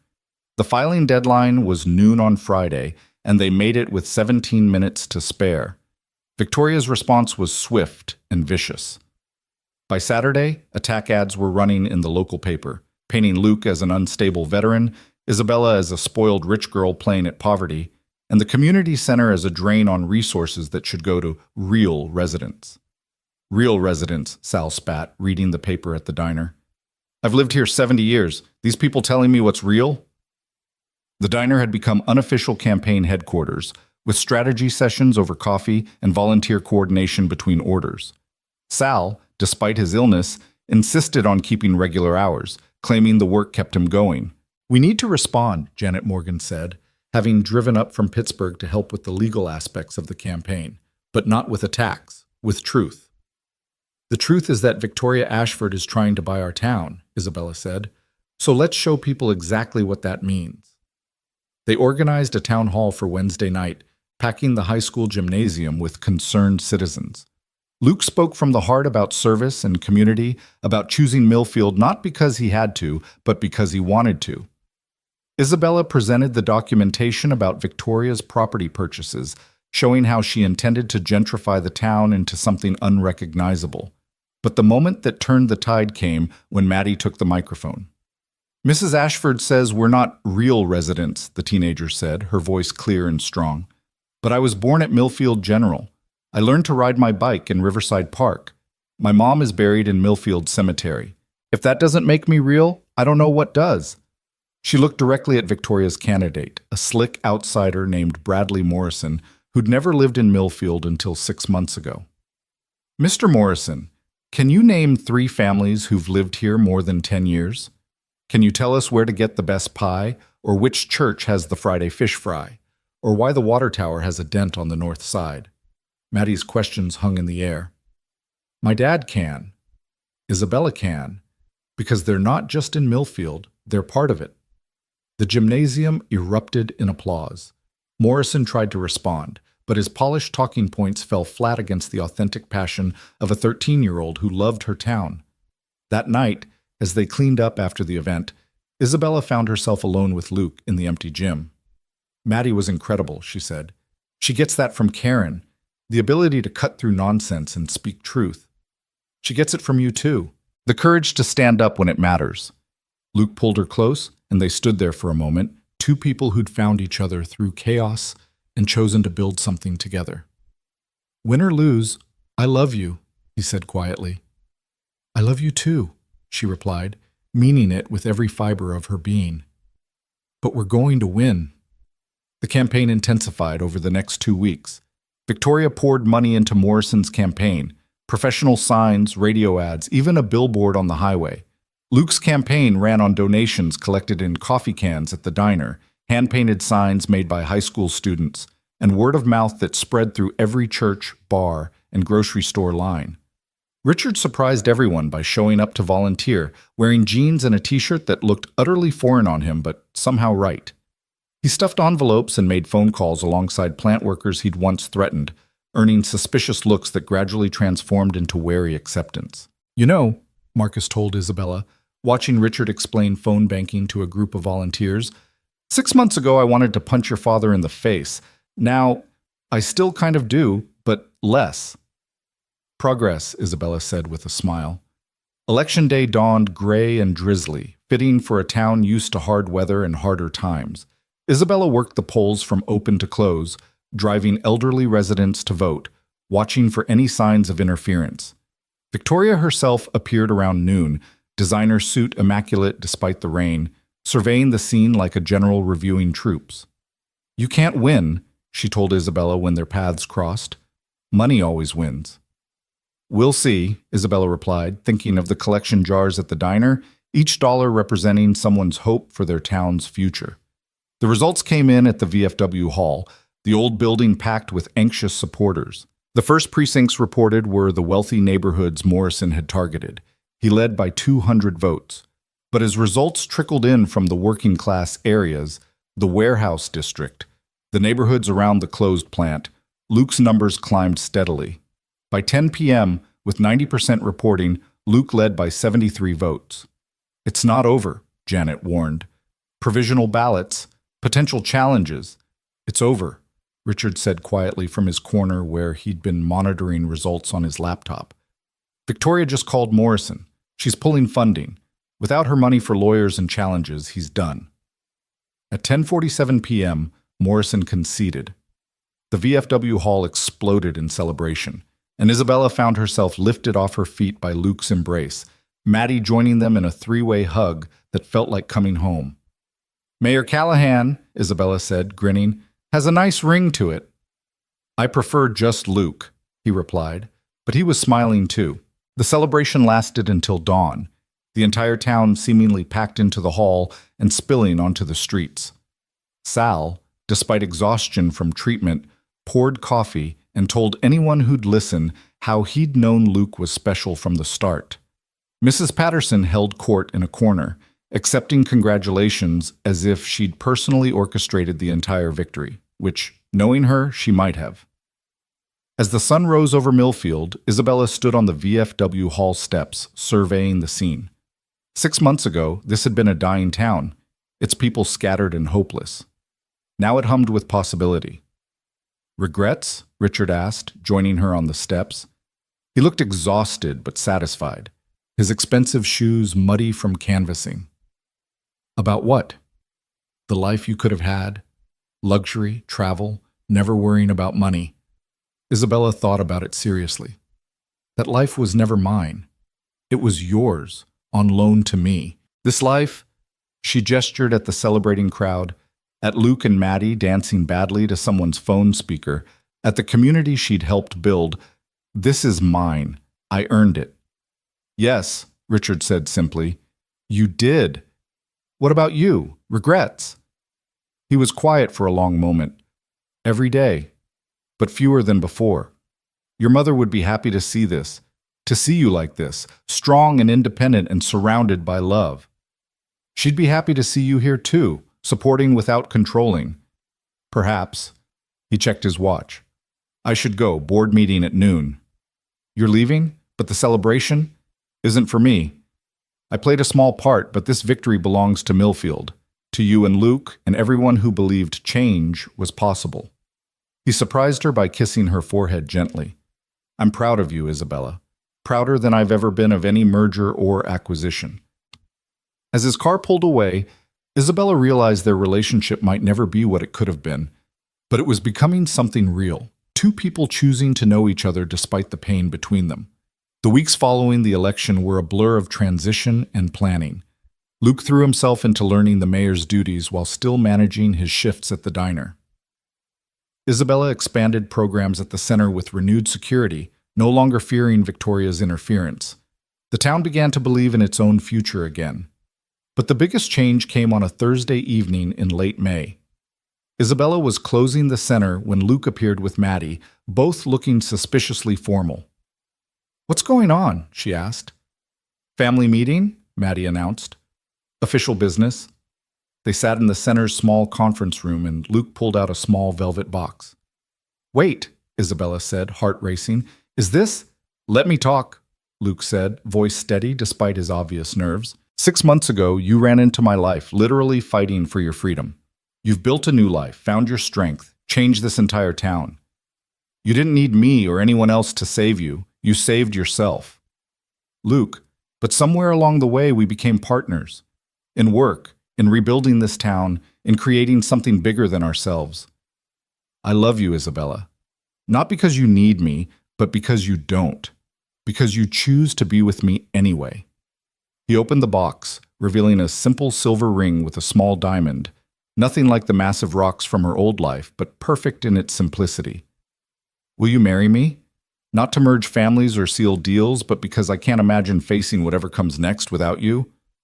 Isabella looked at the ring, at Luke's earnest face, at Maddie practically vibrating with excitement. She thought about the journey that had brought her here, from a cage of gold to a life of purpose, from isolation to community, from being owned to being loved. Yes, she said, laughing and crying simultaneously. Yes, absolutely yes. As Luke slipped the ring on her finger and Maddie whooped with joy, Isabella thought about the news stories that would follow. Billionaire Heiress marries small-town mayor. They'd probably call it a fairy tale. But fairy tales ended with princesses and castles. This was better. This was real life, messy and difficult and absolutely perfect. She was marrying Luke not because he could give her everything, but because he'd stood by her while she learned to stand alone. She was gaining a daughter who'd claimed her as family before romance ever entered the picture. She was cementing her place in a community that had embraced her not for her name or money, but for her work and heart. That night, as the news spread through Millfield at the speed of small-town gossip, the diner filled with well-wishers. Sal, looking healthier thanks to treatment, gruffly offered to cater the wedding. Mrs. Patterson immediately began planning decorations. Marcus started a pool on whether Richard would cry at the ceremony. He won't cry, Isabella said confidently. Want to bet? Marcus grinned. 20 says he tears up at least. You're on. As the celebration continued around them, Luke pulled Isabella outside for a moment of quiet. Main Street stretched before them, the community center lit up at one end, the diner glowing at the other, the town they'd helped save spreading between. No second thoughts? He asked. Never, she replied. This is exactly where I'm supposed to be. 6 months ago, she'd run from everything she'd known. Now she was running toward a future she'd chosen, with people who loved her for exactly who she was. The spoiled heiress was gone, replaced by Isabella, just Isabella, who served coffee, organized job programs, and was about to become Maddie's stepmother and Luke's wife. Some would say she'd fallen from grace, traded riches for rags. But standing there on Main Street, surrounded by the life she'd built and the family she'd chosen, Isabella knew the truth. She hadn't fallen at all. She'd risen. The wedding was planned for September, a simple ceremony at the community center followed by a reception at the diner. Nothing like the society wedding her father had once envisioned, but everything Isabella had ever actually wanted. As spring turned to summer, the town threw itself into preparations with an enthusiasm that suggested this wasn't just a wedding, it was a celebration of everything they'd overcome. Richard visited more frequently now, ostensibly to help with the center's expansion, but really to be part of the planning. Watching him try to understand the concept of a potluck reception was worth every awkward family dinner they'd shared. People just bring food? Without assignments? Without coordination? It's called community, Dad, Isabella explained patiently. People contribute what they can. But what if everyone brings potato salad? Then we eat a lot of potato salad and laugh about it for years. He shook his head but smiled, and she caught him later secretly coordinating with Mrs. Patterson to ensure a proper variety of dishes. Old habits died hard, but at least he was trying. The summer passed in a blur of preparations and programs. The community center flourished with its secured funding, placing over 200 people in new jobs. Luke settled into his role as mayor with the same steady competence he brought to everything, and Maddie spent her days split between helping at the center and planning what she called the wedding of the century, which mostly meant convincing Isabella to let her DJ the reception. Then, one humid evening in July, everything nearly fell apart. Isabella was reviewing resumes at the center when the door burst open. Victoria Ashford stood there, but not the polished, controlled Victoria she knew. This woman looked desperate, her usually perfect hair disheveled, her designer dress wrinkled.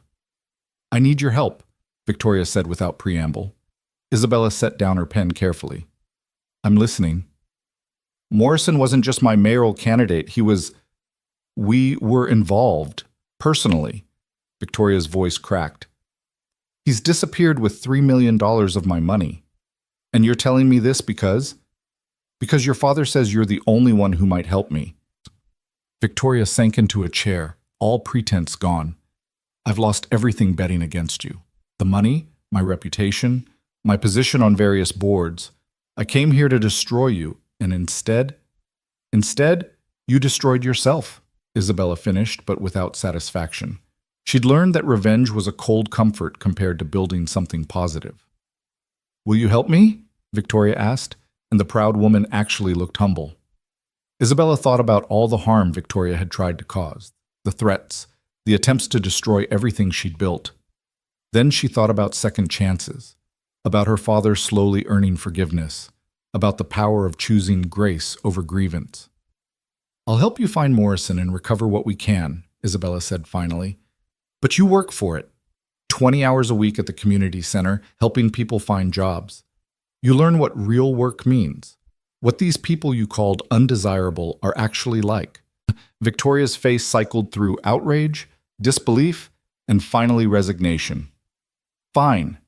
It took 3 weeks to track Morrison down. He'd fled to the Caymans, but hadn't covered his tracks well. Richard's lawyers and Janet's legal expertise recovered about half the money. But the real transformation was watching Victoria work at the center, her manicured hands eventually adapting to filing and phone calls, her attitude shifting from disdain to grudging respect to actual investment in the people she was helping. "She's not terrible," Marcus admitted one day. "Once you get past the stick-up her." "Marcus," Isabella warned, but she was smiling. By the time September arrived, Victoria was a regular volunteer, still designer-dressed, but genuinely committed to the work. She'd even started dating Tom from the hardware store, a widower who didn't care about her money, what was left of it, but liked her newfound humility. The wedding day dawned perfect, one of those September mornings where summer and fall shook hands in the sky. Isabella stood in her room at Mrs. Patterson's. She'd insisted on getting ready there where her new life had begun, wearing a simple white dress from a consignment shop that Maddie had helped her choose. "You look beautiful," Mrs. Patterson said, tears in her eyes. "Like a real bride, not one of those magazine mannequins." "Thanks, I think." "You know what I mean. You look like yourself, just in white." There was a knock at the door. Richard entered, looking uncomfortable in his tuxedo, not because of the formal wear, but because of the emotion on his face. "You look like your mother," he said softly. "On our wedding day, before everything got complicated." "Were you happy then?" Isabella asked. "We both were. We just lost our way. Let the money and expectations drown out what mattered." He straightened his tie nervously. I know I haven't earned the right, but I'd be honored to walk you down the aisle. Isabella had planned to walk alone, a statement of independence. But looking at her father, seeing the man he was trying to become, she made a different choice. I'd like that, she said. Marcus would win his bet. Richard did tear up during the ceremony, especially when Isabella included vows not just to Luke, but to Maddie, promising to love and support her not as a stepmother, but as chosen family. The entire diner, packed well beyond fire code, erupted when Luke kissed his bride, and the reception that followed was exactly the chaotic, joyful, potluck mess Isabella had wanted. As the sun set and the party continued, Isabella found herself on the same front porch where everything had started, wearing her wedding dress and Luke's suit jacket against the evening chill. "How does it feel, Mrs. Callahan?" Luke asked, joining her. "Like coming home," she replied. "Like the end of one story and the beginning of another. No regrets?" "Never." Inside, she could hear Maddie attempting to DJ, Sal arguing with Mrs. Patterson about coffee preparation, Richard actually laughing at something Marcus said.